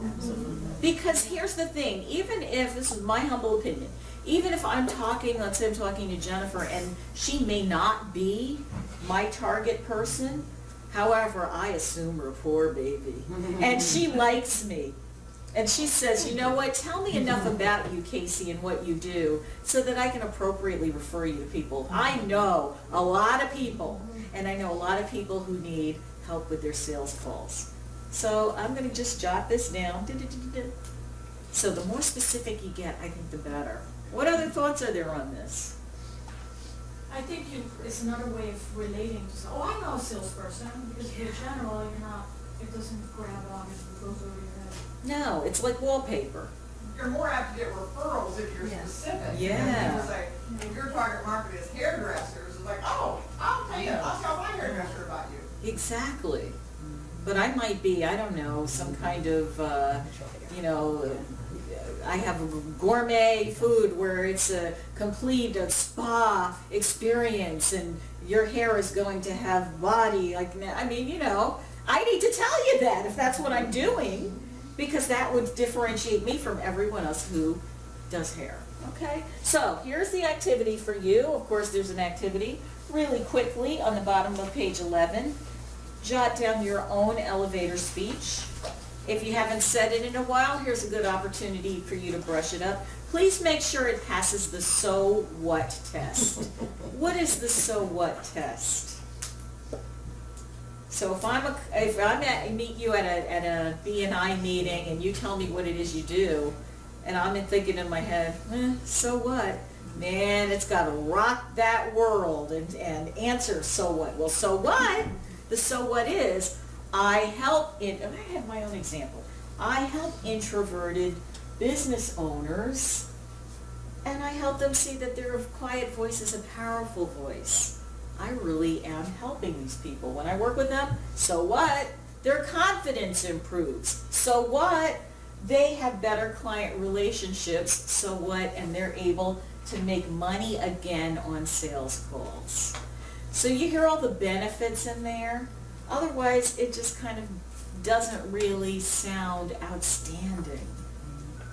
And we've gotten to the point where we want to really be outstanding. All right, so I'll give you a moment to do that.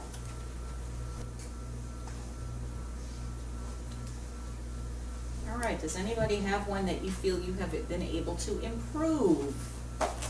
Would you like to share it with us? Have or have not been That you were just now able to improve. Perhaps you were saying something before, you've applied this formula, and you think it sounds a little better. Anybody have one you want to share? Yeah, thank you. It says, hi, Melissa Keene. I'm a productivity coach for attorneys. So this is the so what, who are, who are stressed out, disorganized, feeling out of control in their office and in their lives. When I work with them, they experience organization in their office, gain control over the schedule, and find increased balance in their lives. Hey, that says it all. I got it. Good. Nice work, Melissa. Who else? Who else has one to share? Yeah. I'm Tanya Roberts, and I own Structured Chaos Organizing. I work with people who are moving from the business world into retirement by helping them establish a system for their paperwork. It allows them to retire the worry about their life. Nice. You All had right. structured chaos. Yeah. So that's true. That branded name alone, man, I get it. Wow. Powerful. Good, good. All right. Anybody else on the other side of the room here? Nope. Then guess what? We're going to move on. All right. Yeah, we got to keep it moving. All right. So now you've pretty much identified your benefit statements, what you're going to say. Let's talk about identifying who you're going to say it to, your primary decision makers. So now that you have identified what you're going to say, you want to engage with someone who has the ability to decide on your particular product or service, right? Here we go. All right. In my experience, it's been best to determine the decision makers early in the process. What about you? Yes. Has anyone besides me ever had anything backfire because I just didn't know there was a committee, or I didn't know that there was a spouse? I didn't know that someone else should have been around the table. All right, so we know we want to avoid those pitfalls. So how can we really do that and do that tactfully and do it effectively? That's what we're going to talk about now. And this also relates to your productivity. So it helps you get the job done without taking such a long time about it. All righty? All right, so I like to, when I sold to companies, I mentioned I sold insurance, and I would go into businesses, into companies, medium and large groups. I would try to make friends with everybody along the way, because you never know who can help you, who will be an influence. And especially when trying to stand out from the competition, there might be something that I do, taking extra care to remember the receptionist's name or whatever. So I have a tip here, and you'll see tips that are sprinkled throughout this book, as Barbara calls it. Thank you, it is a book. Sometimes you may get asked to meet with someone who may not be the top decision maker. Please don't feel that you're stuck meeting with a low-level contact. In other words, maximize your relationship with that person and see if they can be of help to you in getting you where you might need to be.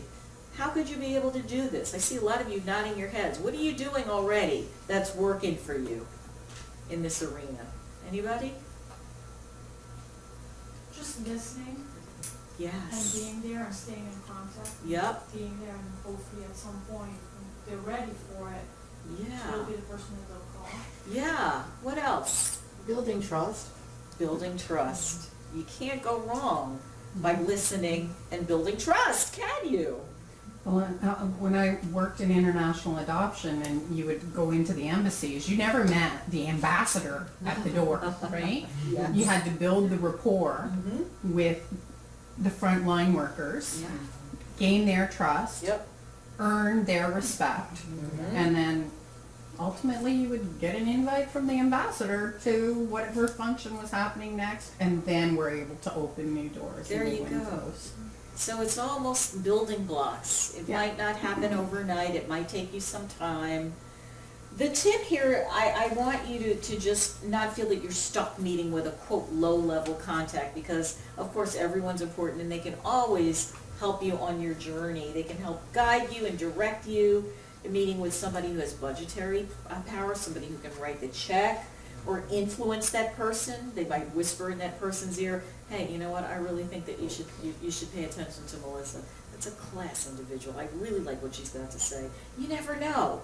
And we just never know because we're on the outside. So please think big And be sure to nurture those relationships. I really, I can't emphasize that enough because you just, again, you don't know, befriend everybody along your way. So, tactful questions. Tactful.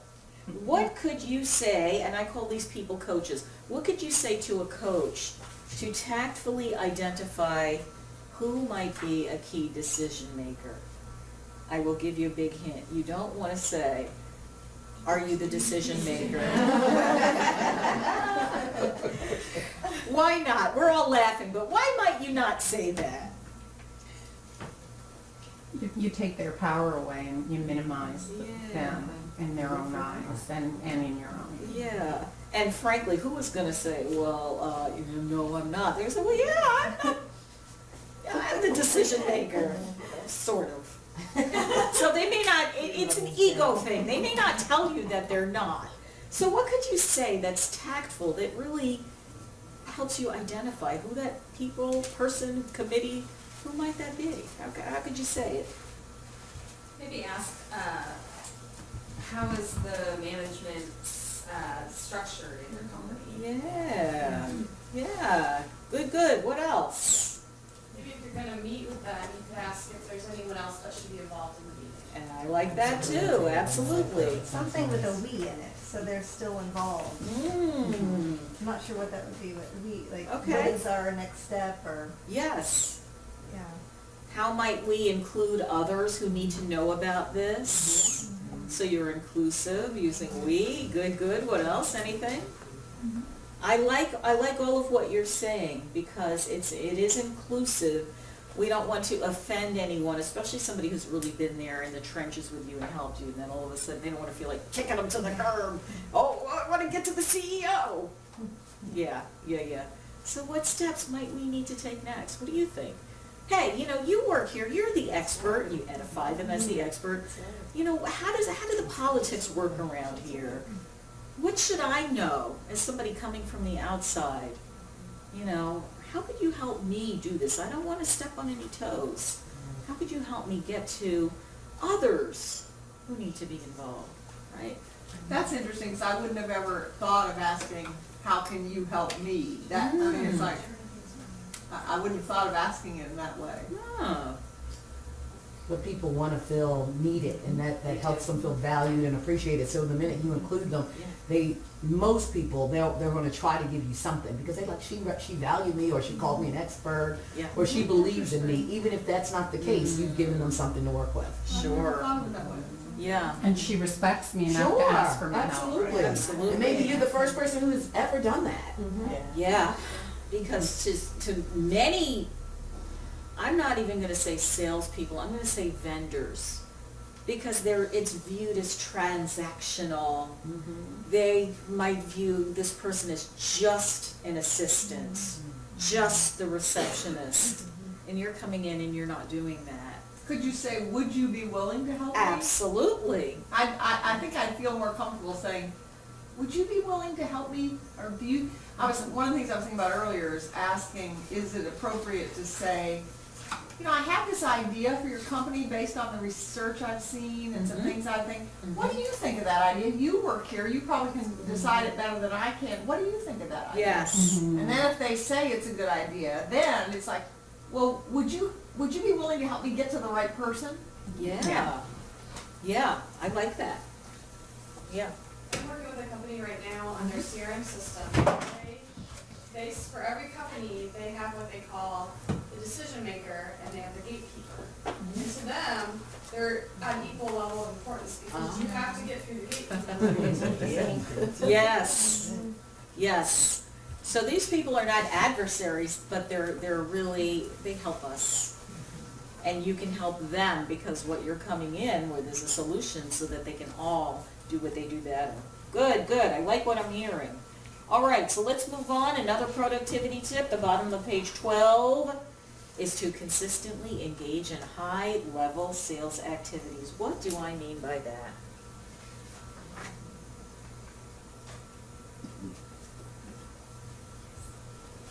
Well, I'll just jump out there and Yes. time block your calendar, so you've got, at least start with maybe 30 minutes a week, every Thursday is you get on the phone and call. Yes. You're not gonna be doing anything but get mapped up before and That's right. That's right, get so your I'm mind right and get on the phone, make some calls. gonna get on that phone, make those calls, that's my time block for that. And I know it's gonna get done because I've done my meditation practice or whatever it is I need to do to get my head right. I would probably blast music really loud. Yes, what else? These are the high levels, this is the revenue generating. Yeah. So the question was, what was the question? I lost the question. Yeah, that's right. What are high-level sales activities? So it's time blocking. One thing, it seems to me, is identifying specific people that you'd really like to have as clients.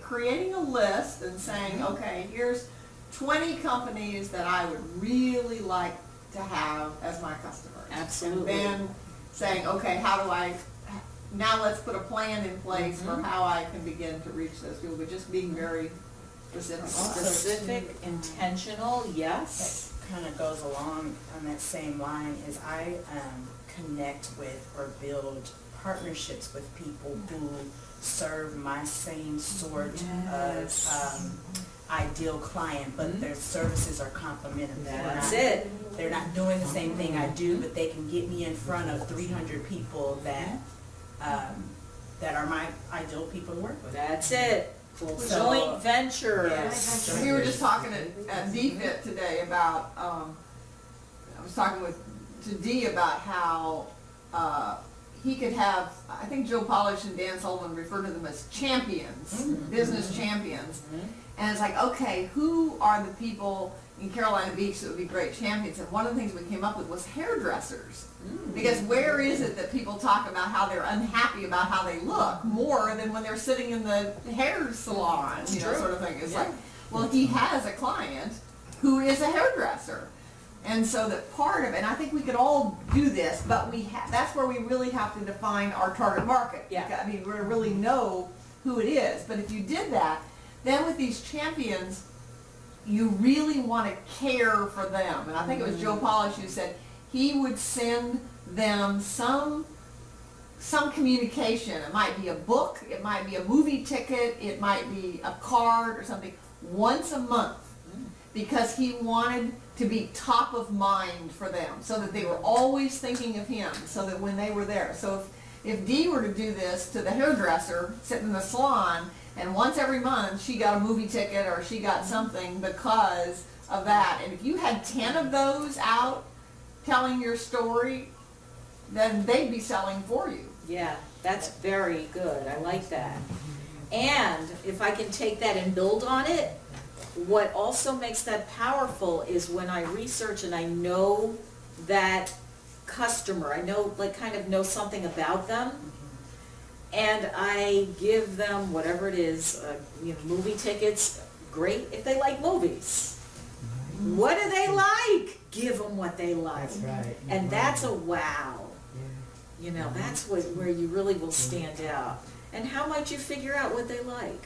Well, and I think the point here too is that you want to find that out with your customers, but you also want to find it out with your champions. Because then the champions are going to really value you, and when they value you and they're clear about what you do, but that's the other thing, then they have to be really clear about what you do so that they can explain it to somebody else. Yes. But finding out, listening to the champions to say what's going to make them happy, so that you're the top of their mind, and then they're going to tell the world about you. Absolutely. So a couple of things have to happen. They do have to be very clear on what you do. And yeah, nurture, nurture, nurture. I can't say that word enough. Take care of them. What do they like? What's important to them? Yeah. In addition, if you can, find out how you can help them as well. Sure. So that it's, the law of It's reciprocity. reciprocal. So, sure. Yeah, very cool. I think the more you refer for them, send referrals to them, the more they'll think of you. Sure. Absolutely. That's what my fiance Anthony does. He doesn't say anything about his business or what he does, but he goes up to someone and he says, tell me about what you do. And then they'll tell him, and he'll say, well, let me ask you this. if I were to make a referral on your behalf, what would I need to know so that I could do that intelligently? And he writes it down. Yeah, he's the master of questions. And he'll write it down, and he says, okay, so the next time I come across someone with whatever XYZ, I'm going to make sure that I connect the two of you. And that's nice, right? Yeah. So eventually they're going to ask him, well, hey man, what do you do? But it wasn't about that. It's more about finding out about them. Yeah. Just a small example of being someone's champion is, I love my hair salon. I've gone there for years. I've watched her grow from being, you know, in her mom's house cutting hair to owning an apartment building on the road now, to owning the biggest salon in her town, and now she's opening a third business, all in the same street. And I've just referred her because I think she's awesome. She's a great businesswoman, and she nurtures her clients. And I got a huge contract from her in December. Did you? To now, because her business has grown so big, her staff needed a lunchroom. And she had this very tiny space, and she needed it to work for a ridiculous amount of projects and somewhere for her staff to eat. And it's a temporary fix, but she hired me, and my contractor got a job out of it, and I got a job out of it, and she's super happy. And I never asked her for any business. I've supported her business. Yes, yes, yes. So there is definitely a law of reciprocity that we're talking about here. It works.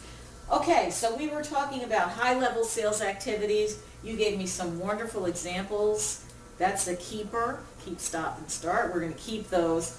Low-level activities, I can give you tons of them, because when I had a sales job that I did not like, wasn't good at it, I drove around up and down streets in my car. That's all I would do. And I did call on businesses, but it wasn't very effective. I would just knock on the door, and I was selling two-way radio equipment. I mean, come on.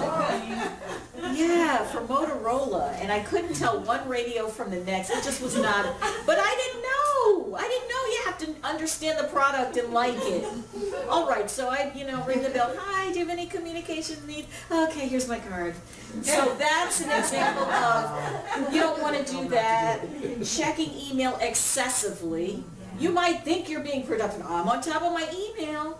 What's going to happen at the end of 2 months, 3 months, 4, when you really manage that email really well? It's going to be clean, but you might not have any new business. Dropping in on clients without an appointment. I just happened by. You look like you just happened by. So purposeful, right? You want to have purpose. Calling on non-decision makers.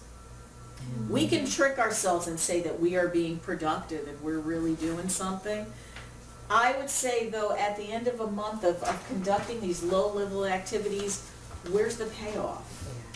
They may make you feel as though you're generating income, but you're really not. So just be careful of that. I'm sure I don't have to really say that, because you all are such organized people. Impressive. And just to be careful. All right, let's move on. Differentiating visiting from a call. A call is also another one. I'm just visiting. Well, visiting might not have a defined goal. It's like, you happen to be in the neighborhood and you want to just talk about what's in the newspaper. Of course, we don't do that. We're professionals. It's not going to get you closer to your goals. It's the easy way out. And I did that when I was really scared to make a real call. So I thought I was, there's this article in the paper. It had to do with your business. I thought I'd bring it by. How you doing? Great. Bye. That was, in my mind, I made a sales call. I did not. That was nothing. That was not effective. They're busy. They're annoyed because they have to stop what they're doing and see what it was that I wanted. So sales call, productive. It reaches an outcome. It enables your customer to make a decision. You're nurturing a relationship. A sales call is a series of steps. You're always looking to get to the next step. It leads to making sales, which is more money for you. And low-value activities in your business. I think we talked about this a little. Melissa said checking emails a lot. We know what those are. Just watch out for them. Just be careful. Right? All right. we already know this too. To really get away from that, you cultivate your sales mindset, so that's your practice. Whatever it is for you, that daily practice that you're going to just get into, so that you're focused.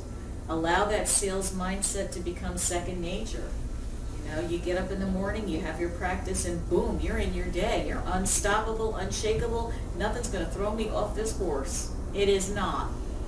One of the things I've started doing since you and I worked together that's been helpful is at the end of the day to say, who are the 2 people I must contact tomorrow? Yeah. That could potentially be, and then doing that before I do anything else. You know, get Yes. on that so that I've got that done rather than saying, oh, I gotta get around to it. And then, plus at the end of the day, I start to wear down, and I'm at my best in the morning, so that's when I should be making those calls. Good point. Two things about that.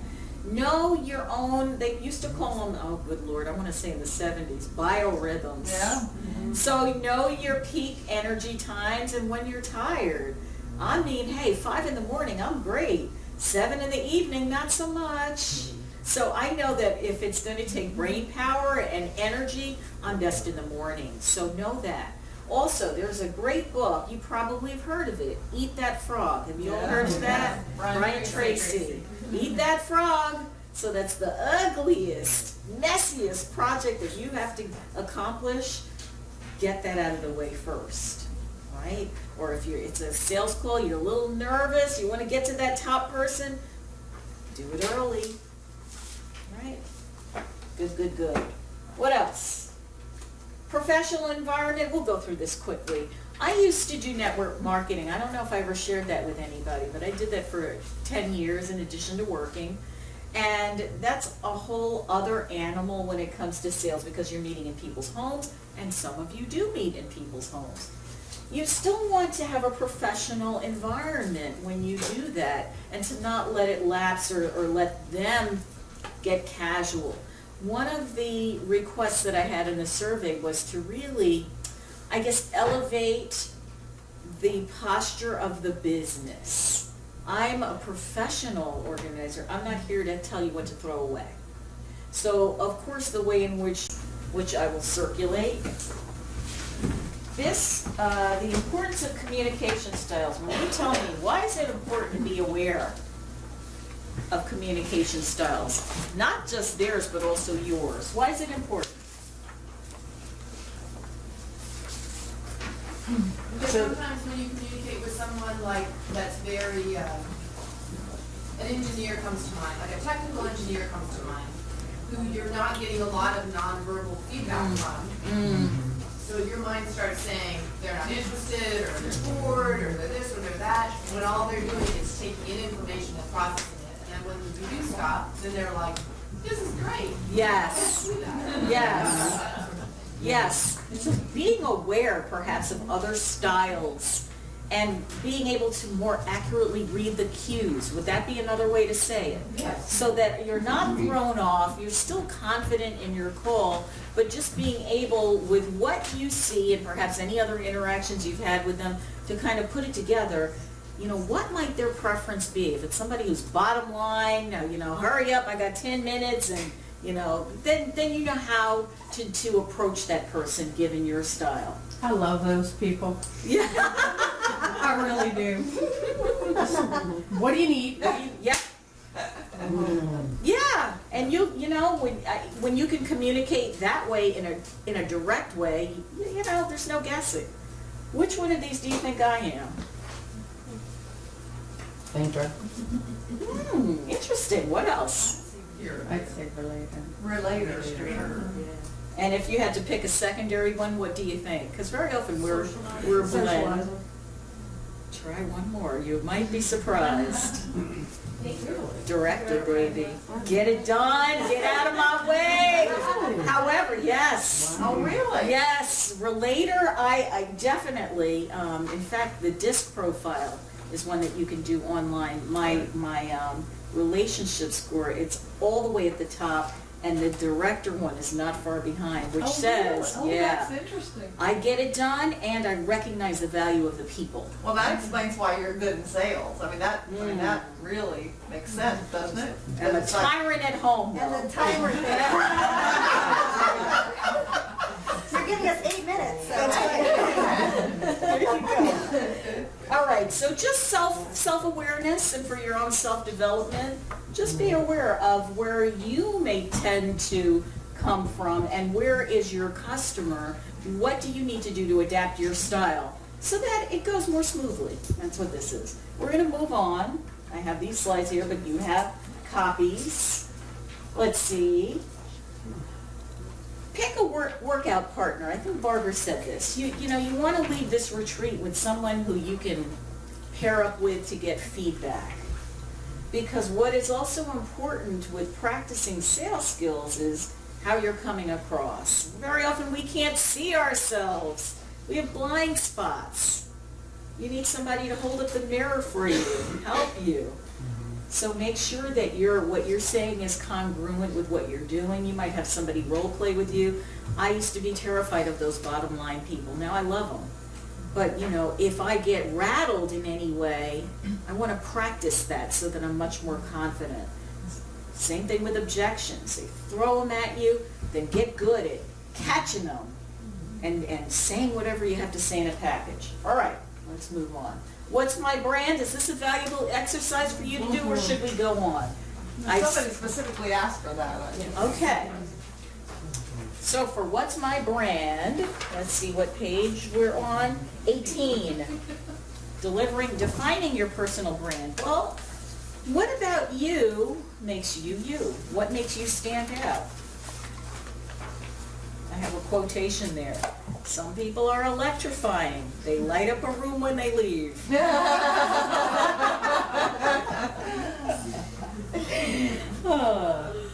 So if 55% of that communication pie has to do with the way you look and your attitude and your energy and your aura, your vibe, how can you maximize that?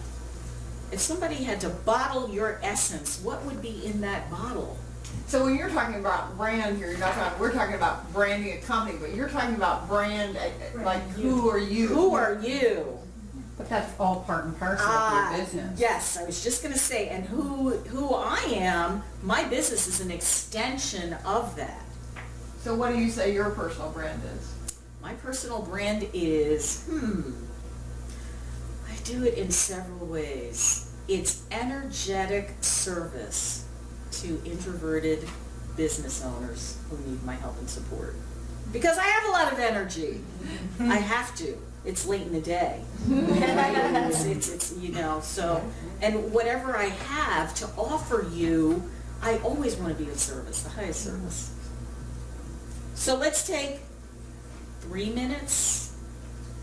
Think about yourselves. Think about, I don't know, the example I have here is when you deliver a presentation or interact in a sales call. Let's say you leave the room. What might they say? What's an adjective? Wow. You know, I'm really remembering Casey for her blah, blah, blah. Knowledge, energy, passion. And from there, maybe you can drill down to what's your brand. Does this make sense? Mm-hmm. It's hard to do it for yourself. Yeah, it's hard. It's easier to think, okay, that person, do it for yourself. You know? That's why it's great to capture testimonials from people That's a you've good point. worked with, because they say a lot of things from their perspective of working with you. Yeah. And you'll start to see some recurring themes into what you're providing, or what people see your brand as, and you can see if that's what you've been wanting to convey, or if it's off. That's a good point. That's good. So is there a testimonial that you can think of, perhaps one that you can bring to mind? What adjectives did that person use to describe what you did? Anybody have any words that came to mind? Anything you can share with us? And understand, this is just the beginning. This is to just get your juices going. Anybody? Yeah.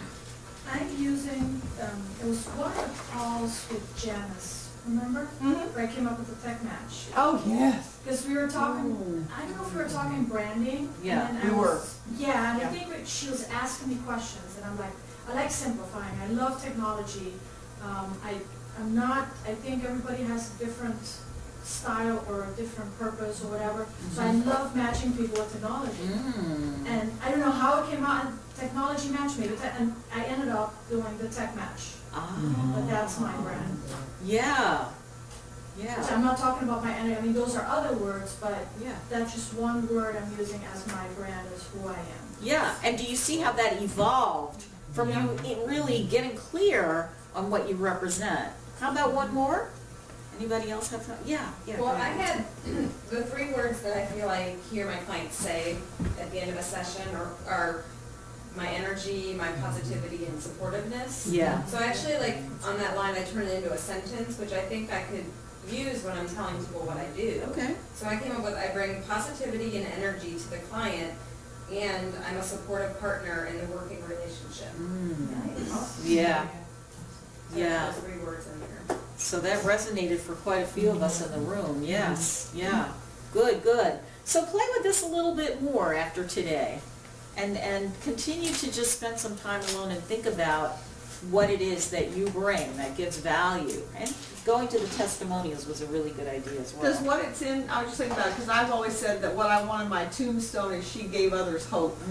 And I mean, if there's one thing that I want to be remembered for, it's that when I interacted with people, I wanted them to feel hopeful as a result of it. But it's not anything I use, I mean, I don't use that in my elevator speech or whatever else. It's kind of the result I want out of what I'm delivering. I want them to feel hopeful that they can have the business they want, or they can have the environment they want. Yeah. So does a brand have to be in your, like, does that need to be in my elevator speech, or is it just, I don't know. I don't know if that makes sense. I don't know that everyone would really understand hopeful, but it sounds like it's motivating enough for you that it comes out in other ways. Anybody else, anything else to say about that one? I don't know if I'm being clear, if I'm saying it clearly. Because I don't know if I were to say, use the word hopeful, they might not get my intention. I think that's what I'm trying to say. Well, even in mine, I originally had put helping, and then I went, no, I want to help, but I want to empower. And like sometimes Yeah. just twisting the Yeah. word gives it from hope to, Yeah. Empower is much stronger than Yeah. help. Okay. Much better, that's very. but they kind of mean the same thing. But They're similar and subtle, because what I'm hearing you saying is you want to be able to get them to do it themselves. right. Yeah. Yeah. Right. So one of the tagline for my business is lose clutter, gain clarity. Yeah. But you have to take them with love and Oh, yeah. non-judgment to empower them to get that tagline. Absolutely. Absolutely. Okay, good. All right, good, good. What's next? Language of success. I have a handout for that, which I'll give you all at the end.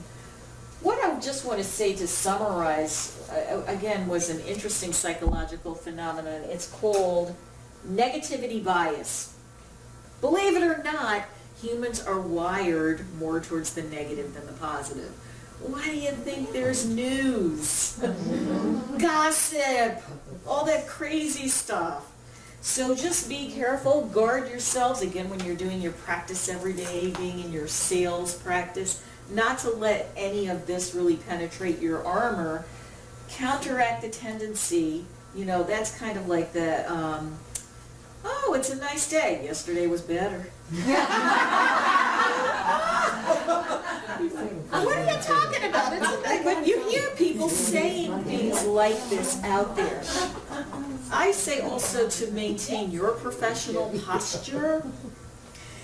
Everything you say in front of, especially in front of your clients, positive. Even talking about your competitors. I bet you do this. What about so-and-so? Well, you know what? She runs a really great business, and I would be happy to refer anybody her way. take the high road, certainly, right? Certain words are negative triggers. I'm gonna give you a handout with that. And here's a tip. I love this one. Rather than telling the customer what you can't do, I rephrase it and say what I will do. So it might be that there's a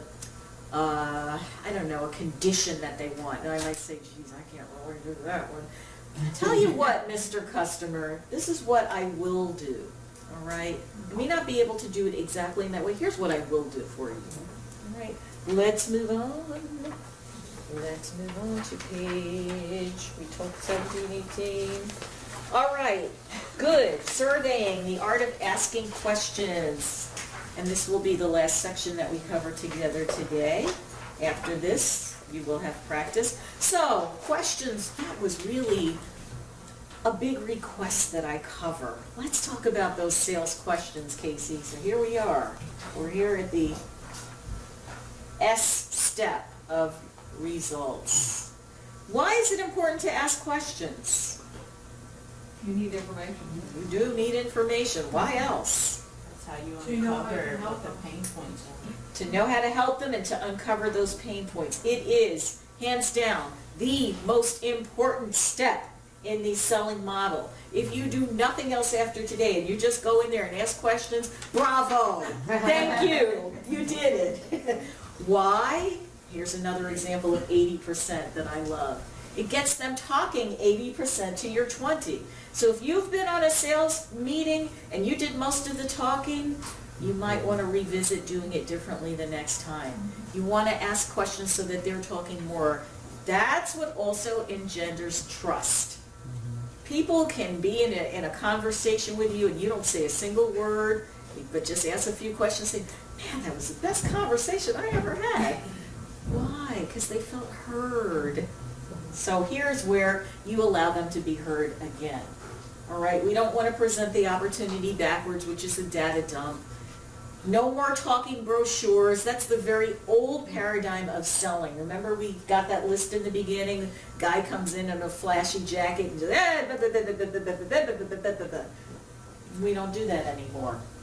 So at the end, you almost want to think about knowing more about them than they know about you. Not that you're withholding information, but it's all about them first. All right. So why? Why is it that we don't ask questions? What's going on there? You tell me. You don't want to be pushy. You don't want to be pushy. Yes, what else? Nosy. Nosy. Intrusive. I Right? don't want to upset them, We or don't- make them too emotional. You know what? Yes, sometimes there's a fear.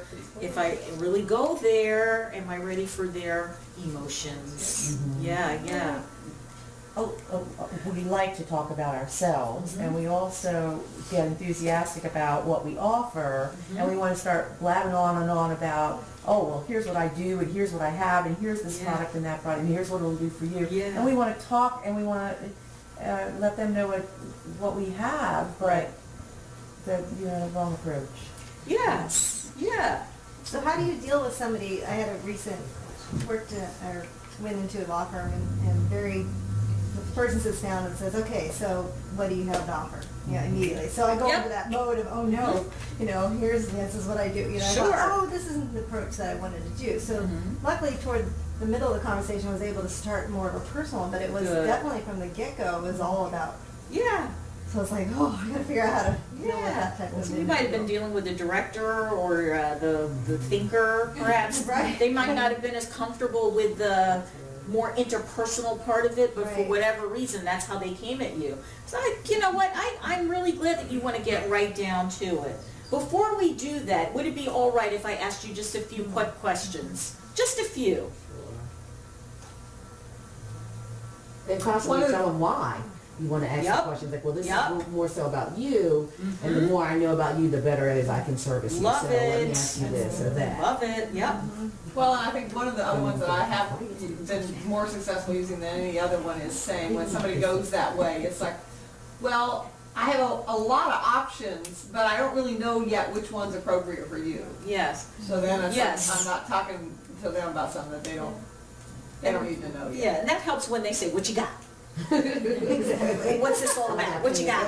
Well, before I tell you what I got, I need to know a little bit more about you. That way I can really, I can give you what you need. What you got is wonder, how much is it? Yeah. That's really what it is. That is the question. How much does it cost? Now, I have to tell you something, my answer to that one, and you can tell me if it's rude or not, but I've used it many times in kind of in a funny way. When people say, how much is this gonna cost? And I'll say, well, I can't really tell you yet because I don't know exactly what you need, but what I can tell you from my experience is the longer you wait, the more it's gonna cost and the longer it's gonna take. I mean, that's the truth. That is the truth. And, Yeah. and, I mean, that's just the truth, because the Yes. problem's gonna get bigger, and Yep. it's gonna take longer to solve it, and it's gonna cost you more money. So, Absolutely. and it kind of makes them laugh, so that's been really helpful. Yeah, absolutely. Good. All right. So you want to start asking and ask me about multiple areas of dissatisfaction. Where is it broken? Where is it not working? Where is the pain? Very often customers are not aware of the big picture, are they? They're not really putting together the fact that someone can't locate a critical file and then the downstream effects of that. They're just, they're thinking, oh, it's just a file, but we know better, right? So your questions really need to be designed to drill down. Think of a funnel. Think of it like a funnel. You're drilling down and just mining that data. And you want to talk about what the problems are costing them financially, because there's always a cost. Emotionally, there's going to be loss of time, freedom, productivity. Always, right? The minute I can't find something that impacts my freedom and my productivity and my emotions because I'm frustrated, I'm dang mad, I lost it again. Where is it? How come and then I'm beating myself up. And then maybe, if this is with individuals, how does this impact their family or employees or a solopreneur? Somebody who, their workspace is just out of control and they have a family and they're feeling shame and guilt because they're not spending as much time with the family. So your questions really want to start delving into these areas. How do you do that? ACTION, right? We went through this a little bit earlier today. These questions motivate them to take action. So we're going to go now a little bit deeper. Atmosphere questions. These are situational type questions. They're fact-finding questions. They focus on what's going on. Now, atmosphere questions, and somebody please tell us what page we're on to help everybody. 20. Thank you. We're on page 20. Research as many facts as possible prior to your meeting so that you already have them. Barbara had an aha about this, and she said, when I started researching, I recognized that my calls were so much richer. So they already know their situation. They don't want to just sit there and rehash it with you. So you want to come in on a higher level. Do that homework, and then, again, impressive starts to build trust. Here's a couple of examples of atmosphere type questions. Again, fact-finding. How much time is wasted looking for papers that you need? Do you have a system for purging outdated papers? Can others easily find what they need if you're not here? How many rooms would you like to declutter, right? So go ahead and come up with one of your own. One example of it. You do this every day, so what might be one example of an atmosphere type question?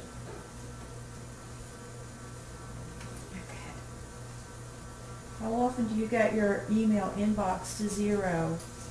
There you go. It's a good answer. How often do you get your email inbox to zero? How about one more? You have one, Jennifer? I always ask what is the one area that's their biggest concern. Good, okay. So that helps you focus. All right, so everybody have a handle on this? Pretty much just a fact-finding, situational question. You want to find out what's going on there. What's the climate? Which we can find out very quickly by getting them to fill out a scorecard. Yes. And interestingly enough, if they don't fill out the scorecard, to me, If they're not willing to fill out the scorecard, that's an immediate red flag that they're really not a good client. Yep. Now I've learned with getting CPSs, I used to, they'd call and ask about the program, and I'd spend 30 minutes explaining it to them. And now because of what she's shown me, I just say, here's the information on the website. Yeah. You can go through that website, and then let's set an appointment for me to call you back and find out what other questions haven't been answered. And if they're not willing to do that, and give them my time trade link, Yeah.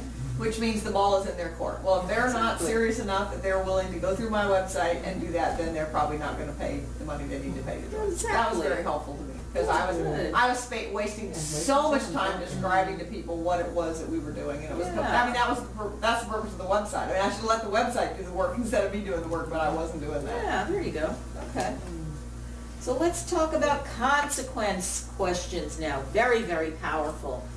Because again, keep in mind that your customer may not be linking the impact of his situation. All it is to them is a little disorganization in the corner. However, there are impacts, other downstream effects of this. So consequence questions explore the impact of one situation on another.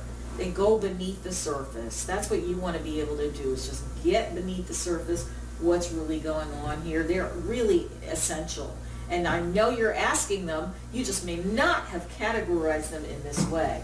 Here's a couple of examples. If things continue as they are today, what will happen to your cash flow? If what? Right? What are the implications of obtaining the files too late because nobody knew where to look?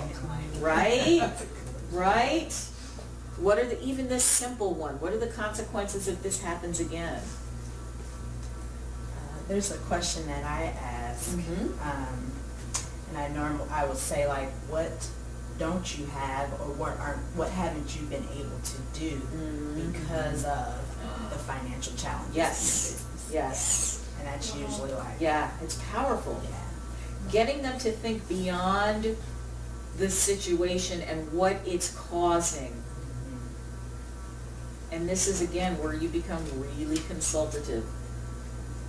So go ahead and list one example, please. All right.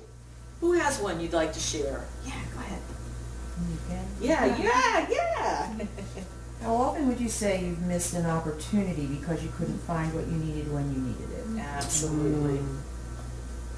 One that I really like when I want to work with a company is asking the owner, have you thought about, when I know that there's a key person, like maybe it's the owner's assistant or maybe something like that I know is really doing a lot, have you thought about what would happen if so-and-so weren't able to come to work? Absolutely. And that's something they really don't want to think about, but that's really serious, because it has to do with managing information. So it's creating systems that if somebody wasn't there or somebody else, and that's what we do best. It's one of the things we do best. Absolutely.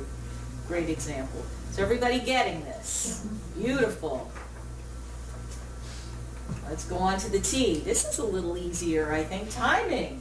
Again, you want to know time frames that you're working within, deadlines, urgency, or lack thereof. If they don't have a sense of urgency, then perhaps that's not an opportunity that you're really going to pursue. So here are some examples. How quickly, there's your timing word, how quickly do you want to address the issue of feeling overwhelmed? Right? When does your committee meet? How frequently? When would you like to start? So please come up with one of your own. Who has one? Yeah, go ahead, Edna. How fast would you like to see results? With some Yeah. speed to it? Yeah. Is there a special event you are working to? Uh-huh. You ever go to those? Okay. Yeah, Lori, you Is had it too one? general to just say, when would you like me to follow up with you again? I don't think so. What do you all think? I think that's very appropriate. Very appropriate. And sometimes questions can be very simple, and that's fine. I just Yeah. had an email saying, oh, we'd love to have you come in and speak. Yeah. So I sent back saying, and she said something, well, our committee meets in the next couple months. So I said, oh, great, just a general thing. And instead I should have said something to the effect about, you know, when does the committee meet? When do you anticipate that the committee meets? Okay. And also, can I follow up, you know, with you at that time? So Great. something, the higher level would have been. Great. That's okay. Yeah. You're getting something out of this that you're Right. using, and that's wonderful. Yeah, the specificity of that question. When? What about, I've done one where it's like, if I were able to show you a way you could fix this, when would you be ready to start? You know what that is? That's an inspiration question. Oh, interesting. You took us there. Yeah. I like to think that after a while, your client is probably ready to fix it or hear a solution, right? They might be a little tired of feeling badly and they, you know, this sense of, oh God, we got to do something. So you want to move them into the realm of the fulfilled future. And that's your inspiration type question. I like to make them sensory rich, do a little time travel, begin with the end of mind. If you could attract everything that you want, what would it look like? And that's your vision question when you ask somebody what's their vision for the space, right? In a perfect world with no limitations, how would you manage this situation? Say, let's you get into their head a little bit and to see how they think. What would you have to do in order to have the quality of work, of life and work that you want? So you're definitely asking these questions. What are some of the examples of what you're saying? You just had one. Would you say that one again for us? If I were able to show you how this problem could be fixed, how soon would you start? Yeah. How soon would you like to start? Okay. Any others? Anybody else have one you'd like to share? Anybody have one that you use a lot that you like? Yeah, Elizabeth. I'll say, if I could give you a magic wand, what would the room look like? Absolutely. What would you see? Yes. So I Yeah. have a That's a great- question that's a about very good these these questions and our 5-step state your vision. Mm-hmm. The order that these are in, is this the order that we should ask the questions, or can we? So, okay, geez. Page is that? It is on page 22. 22. And it's under the tip. The tip is to keep the question simple. And it says, although that action is a system, you do not have to ask these questions in order flow with the conversation. Yes, because it's a dynamic conversation. And that way you're not going to feel, oh gosh, where was I? Was I on A or oh dear, where was I? No, you're going to just really, wherever they are, meet them where they are. And sometimes it might be, if they're really, broken down and they're crying, well, you know what? If you could change this situation today, what would have to happen? And maybe you start there. So did that answer your question? Okay, perfect. All right. So inspiration, I think we got that one. Opinion, that's easy. You're asking them how they feel about something, what their thoughts are about something. The examples here, tell me how you feel about not being able to find critical data when you need to. I like the one the bottom, what's your opinion on this approach? That's a nice question. Okay. When you're saying, like you were talking about the 8-hour, it's like, it sounds to me from our conversation, like the service that we have called an 8-hour miracle would be perfect. And then you might describe it a little. Yeah. And then you'd say, what would be your opinion? What do you think about that approach? Yeah. I like that. That's a simple question, but I think it's very powerful. Good. So maybe there's something there that everybody can use. What's your opinion on this? What do you think about that? Yeah. Or one that I use a lot with you today. Does that make sense? That's where also knowing how people get information. So you could ask that is, if you think they're an auditory person, then you would say, how does that sound? If you thought they were a visual person, how would that look to you? Yeah. Or, if they were, then it's like, how do you think that would feel? Yeah. So if you were able to get who they were, you'd know how to ask that question. Absolutely. Which really also works towards building that rapport, because they feel like you really get them. Yeah. All right, and the next one, easy, next steps questions, where you're going to find out what happens next. Nice solutions-oriented language. Would you like me to set up a consultation for you Tuesday at 10? Or really simple, where do you think we should go from here? What would you like to see happen next? So you definitely want to get that so that you know what to do next. Otherwise, it's a little loosey-goosey. You just might not be sure. So Melissa, I love that you're going to drill down more on what happens next. What time, when does the committee meet? What would be an appropriate time for me to touch base with you again? Make sense? Yeah. Cool beans. All right, so a couple of summary things with the questions, and you will get the opportunity to practice, and I will be here as your resource. I'm not flying on my plane just yet. And I said this before, while some of the atmosphere, the fact-finding questions are necessary, of course you have to do some fact-finding. Who do they really benefit, you or them? They benefit you, because they know all that stuff already. So as I said, try to minimize them. See what you can find out as much as you can as possible, doing your homework in advance. And use the consequence and the problem type of questions. They're very effective at getting at the heart of the matter for uncovering the issues, the pain, the dissatisfaction. Wow, I hear you saying that you were in Europe last week and a whole project came to a standstill because nobody could find the critical files. Well, what's the impact if this keeps going on?